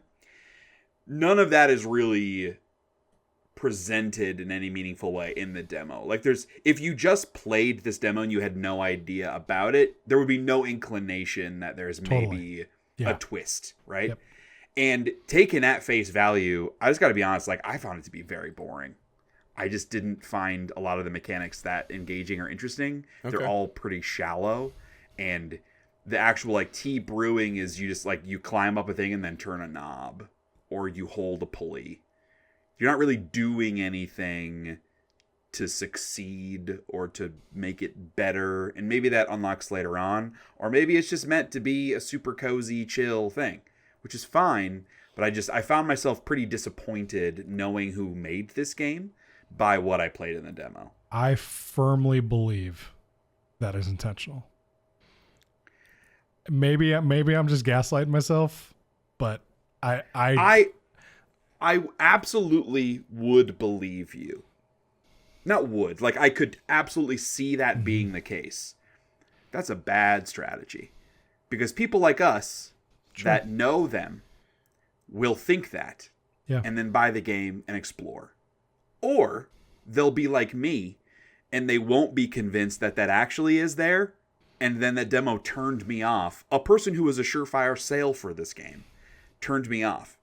And then there's the 99% of other Steam users that have no idea what the fuck any of this is, would play the demo and maybe think, okay, chill, cozy thing, fine. Mm-hmm. But if they're not specifically looking for that, it just comes across like a boring game. Yeah, or even if they are, like if that's their genre, they'd be like, oh, this is not hitting. In there's not enough to it, right? Right. This could totally be Frog Fractions. It could totally be Frog Fractions. There's nothing to indicate that. And that, I think, is a miss, if that was their intent. In contrast to, like, if there was a demo for the Stanley Parable, you know what that is. Yes. Yeah. Like, like, you get what the game is. Pretty much immediately. Very short. Yes, immediately. And while that does have a twist, it has a very specific identity for what the game is, where in the Wanderstop demo, if there is that big twist, what was in the demo is just kind of ambiguous. Now I will say it looks damn gorgeous. I loved all the color and the art style. Yes. I think that looked fucking rad. Okay. So I mean, it comes out this month and I'm definitely going to play it. So yeah, I mean, I'm going to pick it up. It's pretty I agree with you from like an art direction perspective. Mm-hmm. It's an indie game, and also it's technically a demo, but the game comes out in like 2 weeks. There were a lot of like cheapo animations and sort of like animation glitches, transition seams. Like some of that felt a little bit rough, that it's hard to know. Is it just because it's a demo and it's not the finished thing? Right. Is it just because intentional? It's a because super, this is like the Mask I don't think video it's intentional. game over the other thing. I have a really hard time just believing that seems like a lot of work to mislead people in that way. I mean, if you're right and this is just like a totally fake game sitting on top of the real game, that's super cool, probably. But I just have a hard time believing that is the case. I don't know. If I were doing it, I would want to do it that way. And not maybe. And not I would want to trick people because I'm an asshole. And to undo my point on like you're not reaching a broad audience, like Stanley Parable certainly transcended, right? And Gone People Home was would very discover popular too, it, but yeah. Probably. And, like word of mouth. The dude that made Frog Fractions made a shit ton of money because that game went very viral. Right. But it didn't go viral. It didn't sell 2 million copies. And that's, to that's be not fair, always I mean, the maybe point, it actually did. They have yes. They have another example of misdirection in the Stanley Parable Super Deluxe Edition or whatever. That's literally Stanley Parable. It's a new 2. game. Yeah, It's literally Stanley Parable 2. Yeah. So I mean, then there's no advertising to say that that's what it is. So I think it's kind of what he does. They have fuck you money now from the first Stanley Parable. That's fair. They're just gonna sort of. I mean, they don't need to sell you on it. I can fully believe they would just throw out a demo that would totally subvert your expectations. Metal Gear Solid 2, all of us. Yeah, it just the dichotomy between the opening character moments and the like chill tea, like that combination, feels like an honest attempt at telling a story about, achieving your dream and then what?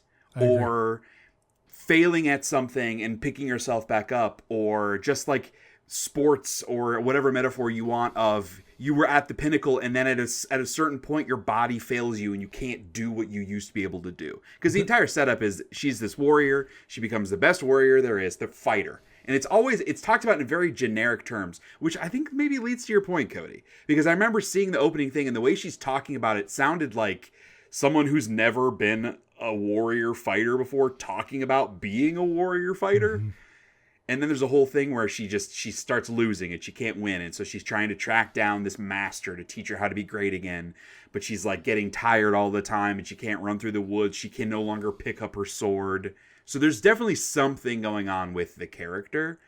But so much of like the emotional connection in what she's expressing and feeling and how she's interacting with Boro. Yeah. Feels honest. Yes. It doesn't feel like a bait and switch. 100%. Which I'm just very confused. Wouldn't that make it better if it's then a bait and switch? Maybe. I don't know, man. We'll see. Yeah, we'll see. Weird one. Talking about this has made me feel better about the demo. Because hearing you guys be like, that might be the thing. Like, I played this and I was like, oh man, they just made a cozy game? That's kind of a bummer. Yeah. No faith, Jay. That's not what it is. I'm approaching it on its own terms and what the game decided to show me. It gave no indication. But his games you literally can't do that with, is the thing. But that isn't true because, like we said, when you play Stanley Parable, there's a twist, right? But you know the kind of game it is immediately when you were playing. Sure. And if you guys are right, that is different with Wanderstop. The game is something entirely different than what it is telling you that it is. I will say there is the like you mentioned, the emotional storytelling at the beginning definitely gives a very honest and would be weird to subvert the expectation given how emotional the beginning of the game is. Right. But it depends the way in which it's subverted, but yeah. I found that emotional stuff to be kind of trite and shallow. Yes. Yeah. Which maybe that is because it's fake, right? Like could be. It's a spiral. Is that what the phrase is, Kyle? The Alan Wake pretentiousness. You haven't earned the use of that. All right.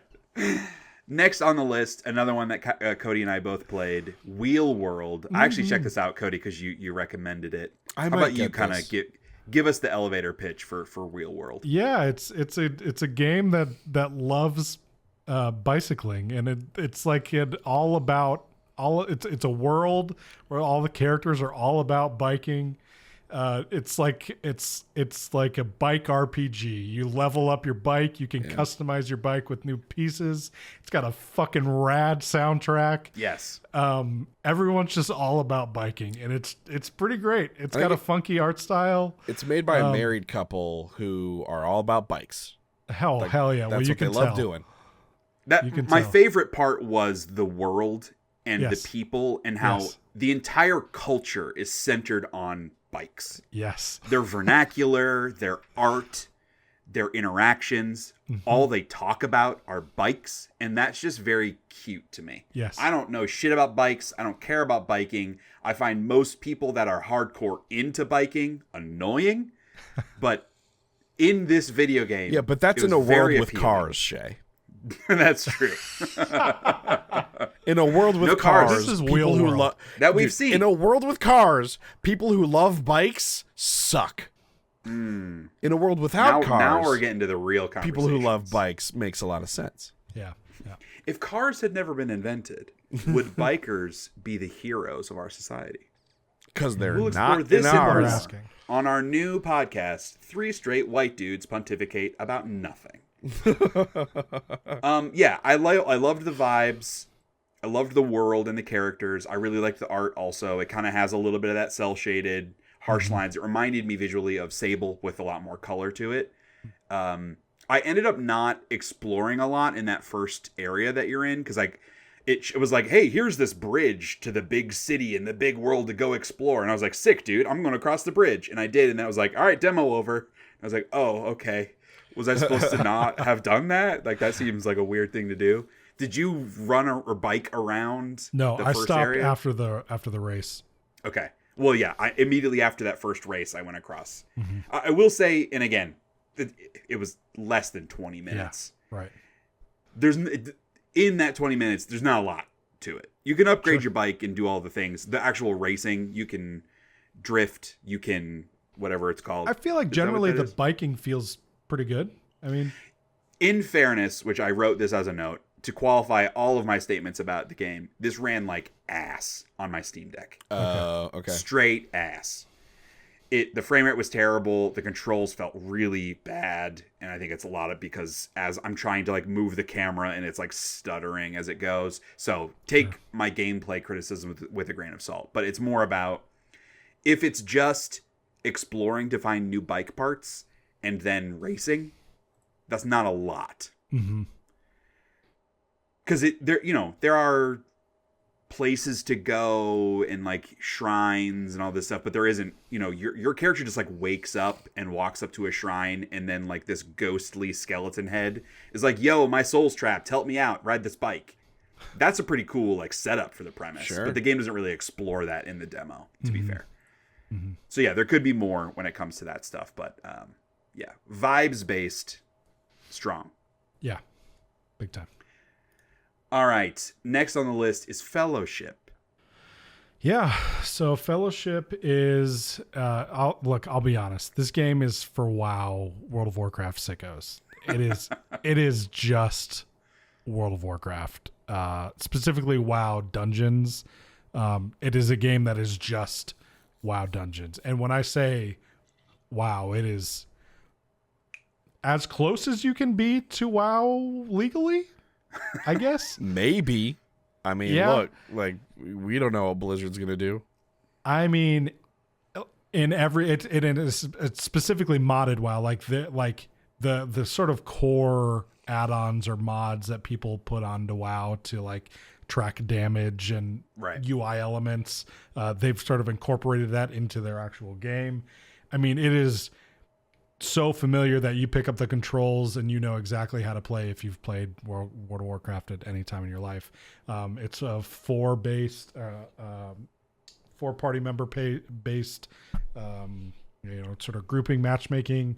And the demo, I don't know what it's going to look like on release, but in the demo, there's 2 choosable characters for every class: tank, damage, and healer.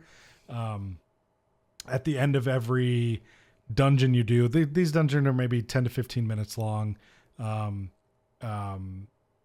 Once you beat the dungeon, everyone gets a piece of loot that is specific to their character. So you're not going to get loot for a different class. Every piece of loot you're going to get is going to be beneficial to you and only you. There is no loot. Because of that, there is no looting during the thing. So there's no slowing down for waiting on people to loot bodies. I don't know. It is a specific experience for those who like WoW, who get enjoyment out of playing WoW. I would never recommend this game for someone who does not like WoW. Right. It is not because it is just World of Warcraft combat in every way. So I really like it. I've been playing with Kyle's partner. They also play World of Warcraft. We have a history of playing WoW together, and we're getting a lot out of it. I really enjoy it as someone who doesn't dislike WoW. I don't actively play, but I also have nothing against it. I quite like it when I am playing it. It's a good time. It's a good time. If you have friends who are into that kind of stuff and want to play, yeah, I definitely recommend it. Yeah, I know there's been sort of a lot of mixed reception to a lot of the work that's being done on WoW over the last couple of years. So especially for folks that are looking for another one of those. Yeah, no doubt. Yeah, and it's really just like the pure distillation of that dungeoning activity that's in WoW. Like there's no questing, open world, blah, blah, blah. There's like a hub area, social space where you can do your upgrading and do your matchmaking stuff, and then you're boom out to the dungeons. All right, Kyle, tell us about Solar Punk. Oh, man. Big fan of the name. Yeah, it's a good name and a good game. Solar Punk is a survival crafting, go figure, but it takes place on floating islands. It's very pretty, sort of like a painterly aesthetic.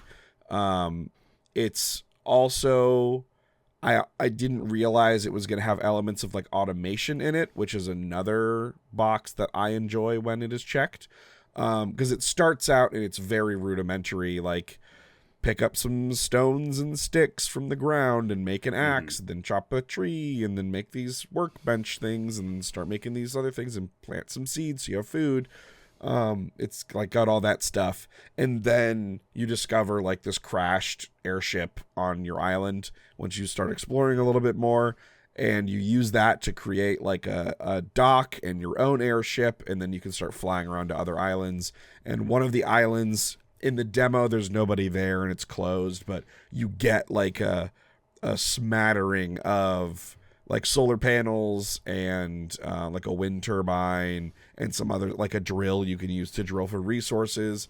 And then you very quickly begin to see like, oh, you could do like sprinklers to automate the watering of your crops and have it powered by all these different means. And like there are like screenshots and stuff that show further tech that would be further down the tech tree in the final version, like a large wind sock that you can attach that has a turbine in it, so you're generating extra power that way. And it's very cool. The building I found to be really good. There's a lot of options, even just in the demo, for different pieces. Every piece has a ton of different orientations, because not only can you like spin around the x-axis, you can also like sometimes change the orientation in the y-axis. So I was able to build a house with all the walls and stuff, and all these like make a cool like gabled roof with like a little window in the roof, and then found out that there were these like little support beams. I'm like, ow, how can you really use these when there's walls and stuff? And it's hard to build floating stuff. And then I realized, oh, I can like overlay these pillars on the walls that I've built and make it look like board and batten. And then like do all this other it's very cool. The building I found to be very fun. It's very pretty. It's got the like nice aesthetic. So it ticks all my boxes, like survival crafting, farming, some automation, some good building, where if you know what you're doing, you can make shit look really, really good. And then the grind is all about getting materials to kind of like support the building of the things you want to build and the automating of the things you want to automate. So it seems like a really good one of those. And that's Solar Punk. And I recommend it. Does that one have a release date? Good question. Solar Punk. I guess should have been saying that as we went through. Yeah. But yeah, it just says this year. Wanderstop comes out mid-March. Wheel World also has a release date. I don't remember when that was. I did write it down though. Oh, maybe not. It does not have a release date yet, other than this year. Yeah, Solar Punk is just 2025. Okay. I don't believe Fellowship has a dedicated release date yet either. Okay. What about this next one, Cody? Run Tavern Quest. Okay, so I won't talk too much about this. I didn't play a ton of this, but I really liked the concept. So sort of the elevator pitch is that it's a old school text-based adventure game, you know, like on the old green CRT with the green text. You know, you wake up in a tavern and you have to type, you know, what you do, you know, one of those games. Okay. But instead of you being the person who inputs the inputs, you are playing as the game. So there's a guy named Steve who is the computer, but putting in the inputs. Sometimes he'll misspell something, like the very beginning of the game, his task is to obviously type play game, but he misspells game. He spells it like GAGME, and you have a list of options. Well, do you want to run an error code back to him and see what he does there? Yes. It's more of like an interactive sort of story, more so than any sort of game. Okay. At every one of his inputs, I'm given a choice of outputs back to him. That's fun. Yeah, it's a cool little twist on that, and it creates like cool, fun stories. And when he's introduced, it's like, this is Steve. Steve just typed play gag me. When you give the error message, you know, it says, you know, or type help for more options. Mm-hmm. The game comes back and tells you Steve will never ask for help. Like, nice. Like it's got a really great sense of humor, and I really enjoyed the little bit of it I played. So I just wanted to call that one out. That's cool. Yeah. I played the demo for Is This Seat Taken, which is a very adorable puzzle game. Visually, it reminds me of Shim. I don't remember how you pronounce it, from last year. Has sort of that like pastel sepia tone, really like bright, darks sort of look to it. Okay. But basically, you are playing different vignettes where you need to assign people's seats. So that could be like in a limo or on a bus or in a movie theater or at a concert. Nice. And all the people, they're not people, they're shapes, little circles, triangles, etc. The cutesy little faces. There's one that seems to be like a recurring twosome that's like a upside down triangle person. They've got like a little nose ring, and I think they're like trying to be an actor, and they come back every once in a while and they'll talk to each other. I'm not sure like where a lot of that stuff is going, because most of the vignettes feel very separated from one another. In fact, like on the bus, you seat everybody, and then when you get to your destination, they just disappear and more people appear. So I'm not sure like what the bigger thing is happening. But each character, each person that you're trying to place has different preferences. So if it's the bus, one person's like, oh, I want to sit next to my best friend, and I do not want to sit next to anybody loud. It's a lot. And then another person's like, I want to play my really loud music, and also I haven't showered in a while. And then this person's like, hey, this person was my friend, and I do not want to sit next to anybody that smells bad. And so you need to sort of orient them in the different seats. Okay. It's very straightforward. The demo, I think, did a really good job. There's probably like 8 or 9 different vignettes that I played through, maybe even more. But yeah, I was a big fan of this. I remember playing Shim and being really underwhelmed by the actual mechanics of like jumping between the shadows and sort of the movement. This hit with me a lot better. It's simple, but there is a good amount of potential complexity there. Like I can see where it might go, right, and like more caveats that each character has on where they want to be seated. But yeah, very cute aesthetic, cute writing, and just like really fun, kind of chill puzzly game. That looks like a good time. I just looked it up. That looks yeah, awesome. Very highly. I think if you play the demo, you're going to get a good idea for what kind of game it is and if you're going to like it. Okay. Cool. Similarly, I played the demo for Shotgun Cop Man, which is you play a cop who gets sent to hell to arrest Satan. And when you show up and tell him that he's under arrest, he flips you off and then like flies away with his demons. Hell yeah! The story of the game is you're chasing him through hell to try to arrest him. In game, you're basically like a little pixely guy on a sort of wireframey pixely backdrop. It's a 2D side scroller combo like shmup and platformer. It's got some Super Meat Boy style platforming, and it's got some like Hotline Miami style shooting, twin stick aiming and moving. Okay. But you can't jump. You jump by shooting your gun at your foot. Of course. So like your shotgun gives you a boost, and your pistol just does like a little baby hop. And so you need to traverse, and while you're in the air, if you rapid fire the shot, you kind of hover to shoot at enemies, and then you shoot your shotgun to go sideways. It's a very good kind of flow state, one of those. It does mess with your mind at times, at least for me. Any of like the twin stick aiming, and if I'm in midair, I struggle with that at times. And so I died a lot in like the platformy puzzle stuff. But I thought the gameplay felt pretty tight. It has a really fun sense of humor. The little cutscenes, you look like the eggheads from SNL kind of style. Okay. But you're like gray white, and you talk in like Animal Crossing voice. It's just very odd. Okay. It's got a really weird style to it. I just want to point out the third screenshot on the Steam page is very funny for those at a computer or with Steam accessible. It's very funny. To the Steam page. Yeah, I was just trolling through some articles on like best Next Fest demos, and this one kept coming up.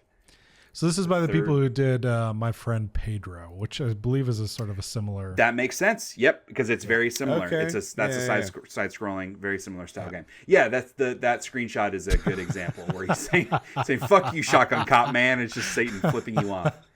But yeah, it's I didn't do a good job playing this game, and I didn't have time to commit to get really good at playing through the demo. But it's one that's like pretty high on my try list, as like having an aesthetic that I'm into, a style that I'm into, and gameplay that I think is pretty tight. Sure. So yeah, I think again, good demo to check out if you're gonna vibe with that type of thing. Cool. And that's Next Fest. There's a million more demos. I have like a dozen other ones downloaded that I didn't have time to check out before the pod, but I will get to them in the next week or so. All right, our next segment of the podcast we're calling Side Quests, aka emails. This is episode 1. At time of recording, we soft launched with episode 0 yesterday. Yeah. So we don't have any emails because it's been a day since we launched the podcast. Right. And if you want to send us an email, you can do so at partyselectpod@gmail.com. Shoot us an email with your thoughts on Avowed if you've been playing it, your favorite Steam Next Fest demos. If you want to play along with our Game Select game, which we'll reveal here in a little bit, you can certainly do that. Or send us anything, man.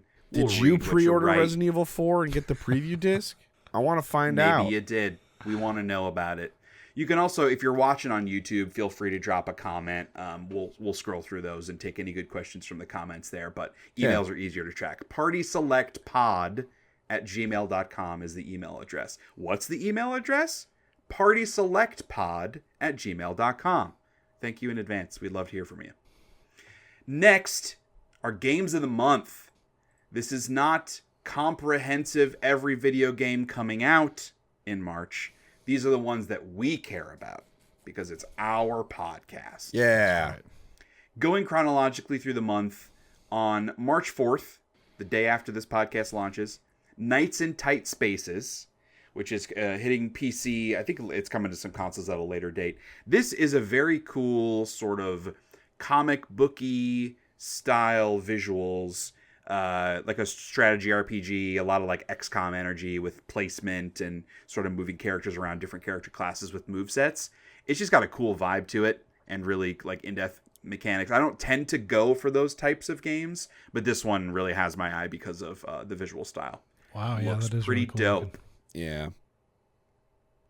Also on the 4th is the Rise of the Golden Idol DLC, The Sins of New Wells. This Rise of the Golden Idol is that adventure game from last year that I absolutely loved. Cody and I played it together. That's coming out on this DLC release is coming out on PS4, Xbox One, PS5, Xbox Series X and S, Switch, PC, and iOS and Android on Netflix.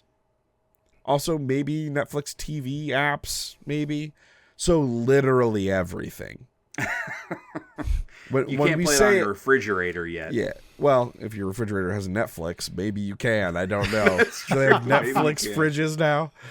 Oh, man. But yeah, Rise of the Golden Idol is one of my top games from last year. It's absolutely incredible, and I'm very excited to play this DLC with you, Cody. Yeah. Nice. Also on the 4th is Everhood 2. This is coming to PC and Switch. This is a sequel, obviously, to the first Everhood. These games sort of similar to Rise of the Necrodancer. This has some Guitar Hero like gameplay, but largely at its core, it is more of like an Undertale Deltarune style of like looking game, with that sort of dryish sort of humor, paired with some interesting twists on a Guitar Hero style rhythm game. Sick. That's cool. Another quite a notable release early March here is Split Fiction, coming out on the 6th of March on PS5, Series X and S, and PC. This is the new Hazelight game from those the studio who brought It Takes Two and A Way Out. This is the Brothers: A Tale of Two Sons. Also, yeah. I haven't played that, so you gotta play that, bro. Yeah. It's on the list. It's on my try to try. So yeah, that'll be out on the 6th. Good co-op fun. Only need one copy of the game to play with a friend. Yeah, I know cross-platform. Both of you will be playing with your partners. I have talked to my wife about playing this game. I am very afraid that it's not going to work for her with the 3D movement. So It Takes Two is on Game Pass or PlayStation Plus or something, so I think we might try that one out first. That's a good idea. See if she can pick it up and then go with Split Fiction, because I really want to play Split Fiction. I would also one of you guys might have to play it twice with me. I would also say A Way Out is even more simple than It Takes but Two. Isn't that game kind of bad? Kind of. But it's fine. It's fine. It's not bad. I liked it a lot. It's fine. It's fair. Neat. Yeah. Always cool ideas from that studio. Also on the 6th is the Suikoden 1 and 2 HD remaster. It's coming out on PS4, Xbox One, Switch, and PC. This is a collection, an HD kind of up-resing. It's not at like HD 2D, so it's just kind of like cleaner versions of the sprites for the most part for Suikoden 1 and 2, some old school turn-based JRPGs. Well beloved by the JRPG community. So if you've never played Suikoden 1 and 2 before, now would be a great time to do it. On the 11th, March 11th, is Wanderstop on PS5 and PC. We sort of talked about this already in the Next Fest demo section. Excited to see what that game really is. Yeah, I am now also excited to see what that game is. On the 18th is a PC early access release for 33 Immortals. This is the new game from Thunder Lotus, makers of Spiritfarer, one of my favorite games ever made. So this is it's a roguelike for 33 players. I am not really interested in what this game is trying to do, but I really want it to succeed because I really like the studio, so I want to try to play it. It's kind of where I'm at. So go play it. Go look it up, see if it looks interesting, and then if it does, please buy it and play it because I want this studio to keep making games. All right, and then this next one was actually delayed. Oh, was it?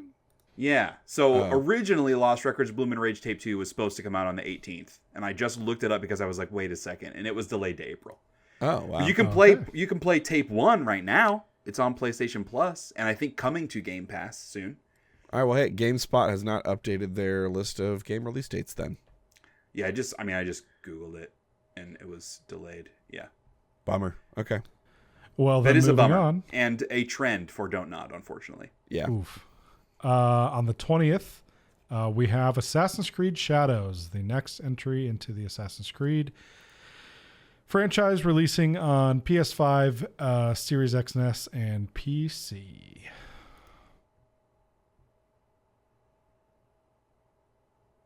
Kyle, did you want to talk about this next game? Oh yeah, Kyle sorry, my internet pooped. Okay. All right, on the 27th is Atomfall on PS5, PS4, Xbox Series X and S, Xbox One, and PC, including PC Game Pass. This is a first-person, I hesitate to say Fallout-like.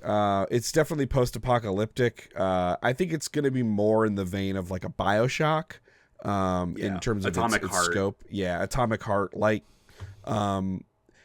Everything I've seen about this game looks like a solid B-tier game in that vein. In a way that Atomic Heart felt a little bit more like a C-tier game masquerading as a B-tier game. This one looks like actually a B-tier game. So I'm interested to see, how that pans out, because there are a couple of these games that I've been looking forward to. Another one is like more of like a BioShock Infinite steampunky one. This is the other one that I was looking forward to. It's very British. So that's Atomfall on the 27th. Also, just real quick, in fairness to Atomic Heart, that was the studio's first game. Yeah. And in that sense, I think they did a lot of cool things. This is by the team that does like the Sniper Elite games. And so they've made a lot of games as a studio, but they've never done something like this. Right. So that's why I'm really curious to see, like, because these folks, they know how to make a good video game. So I'm curious to see how this comes together. Yeah, it'll be interesting. Also on the 27th is the first Berserker Kazan, coming to PS5, Xbox Series X and S, and PC. This is that like super anime, somewhat cel-shaded Souls-like game that it's gotten a few trailers. I feel like every big press conference, a trailer for this game pops up. I don't know that I'm interested, but people in that community seem excited by it, so I loosely have my eye on it. So that's the first Berserker Kazan on the 27th. And then last on the 28th is another PC early access game for, I think it's pronounced Inzoi. And this is, like, if you look at gameplay of this game, you're going to assume it's just AI generated schlock. But this is a Sims style game with hyper realistic graphics, tons of immersion and variety.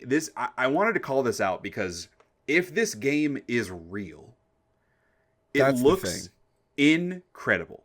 It looks so cool. There's so much going on. It's like Second Life, but for realsies, like a good video game version of Second Life. But if this game is not real, then it's fucking The Day Before.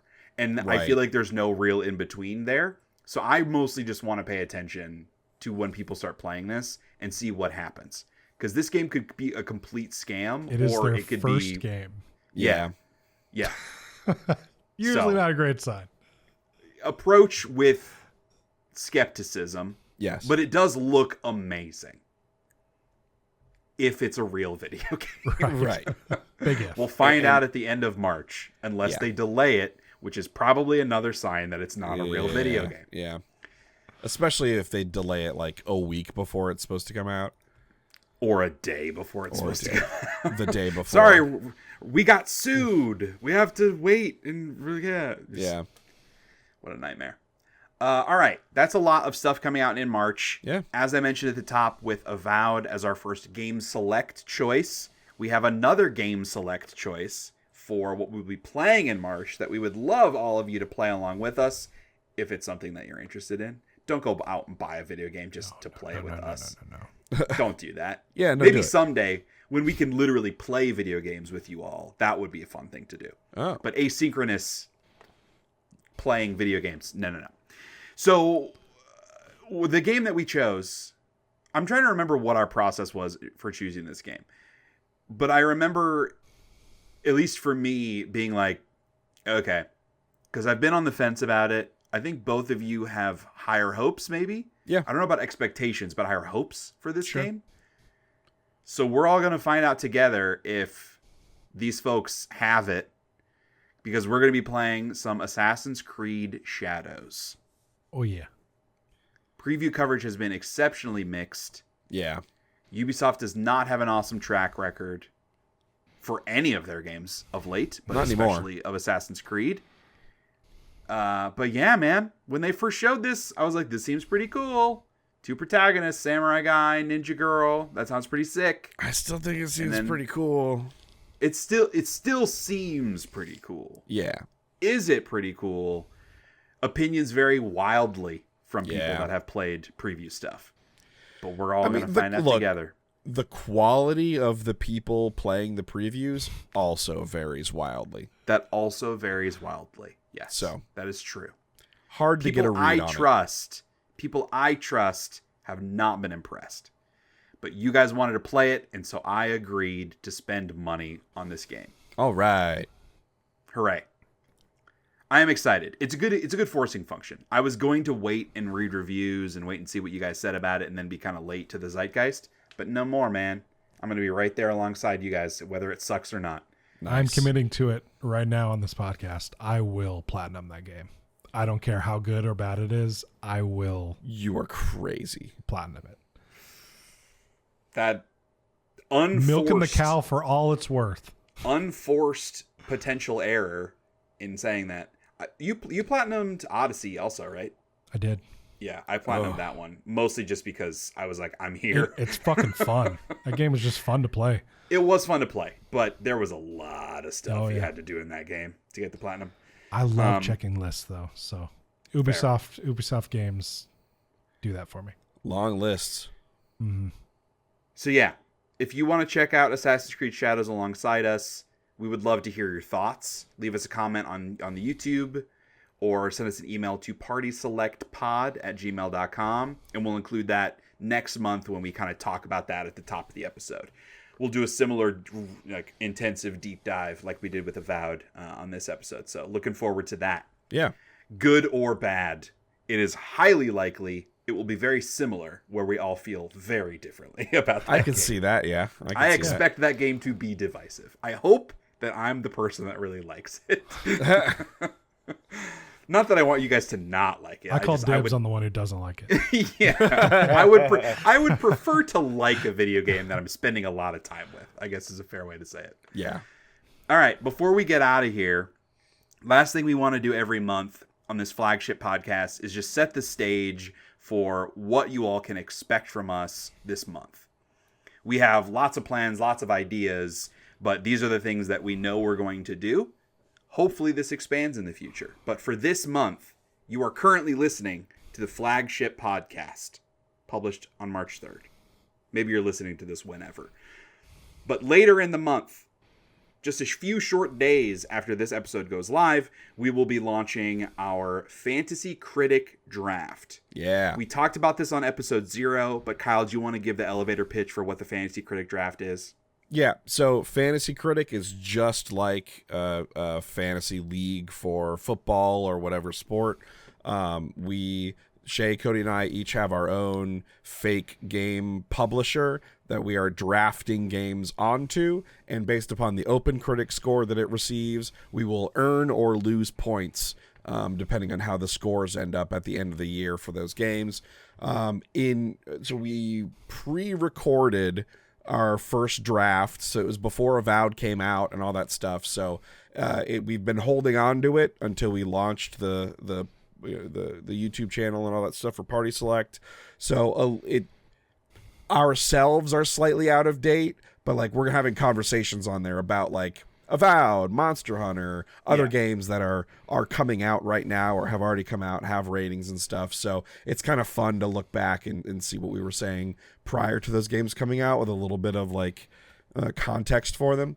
And then in June, after Summer Games Fest, we're going to do our pickups where we get to draft a couple extra games onto our lists and do a little bit of reactions, do an extra counter pick against each other and that kind of stuff. So don't miss out on the Fantasy Critic Draft video, because for the flagship podcast from now on, we're going to have a segment where we do an update, a monthly update on where our Fantasy Critic publishers are at and kind of what our scores are stacking up at. So that'll be a fun piece of content that you can stay up to date with. Just don't miss that Fantasy Critic video going up in a couple of days.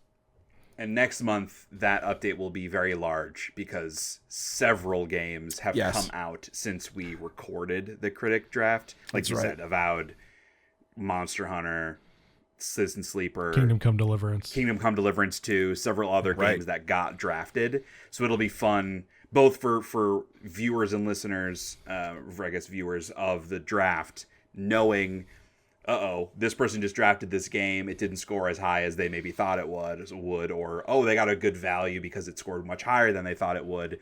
And that'll be especially true on our April episode when we can react to, oh man, I really regret drafting this game here, or whatever it might be. So that'll be a fun one to check in on throughout the year.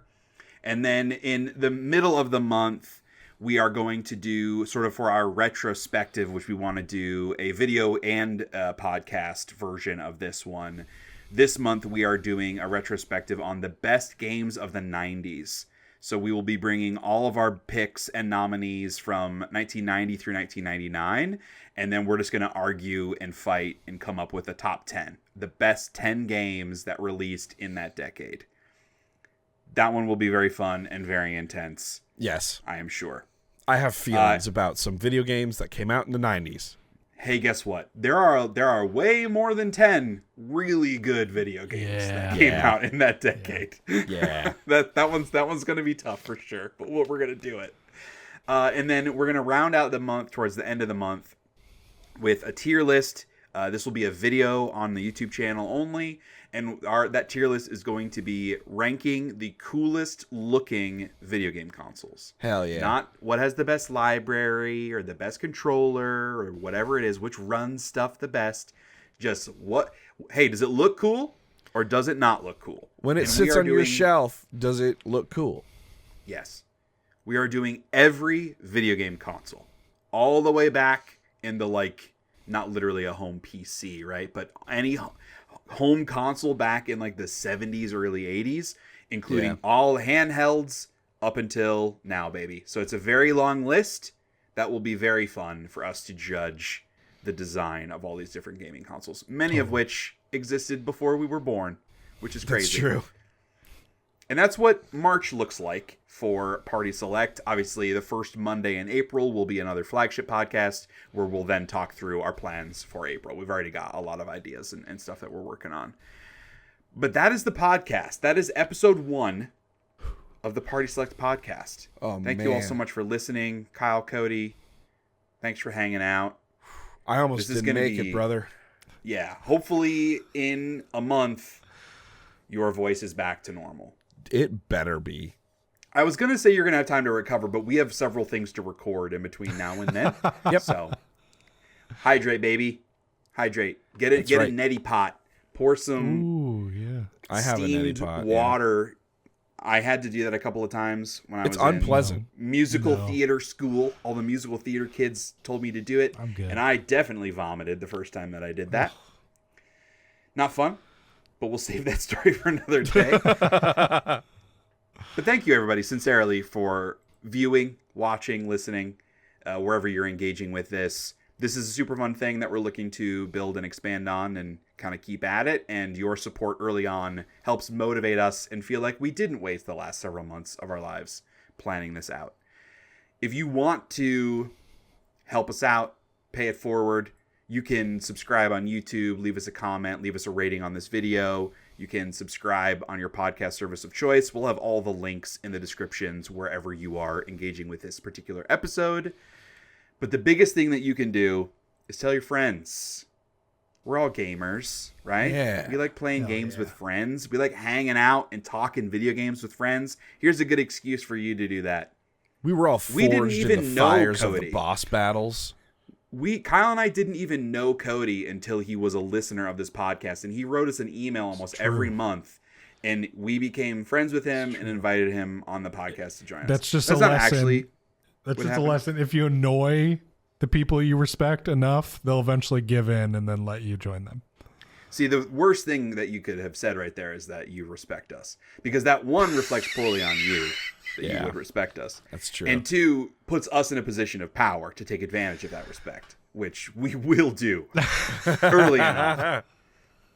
No, but in all sincerity, this is super fun. We're only doing this. I mean, maybe we'd do this if nobody watched or listened.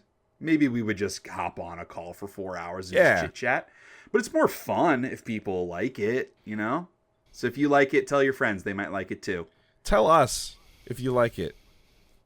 Please. Tell us if you like it. I need to know too, not just your friends.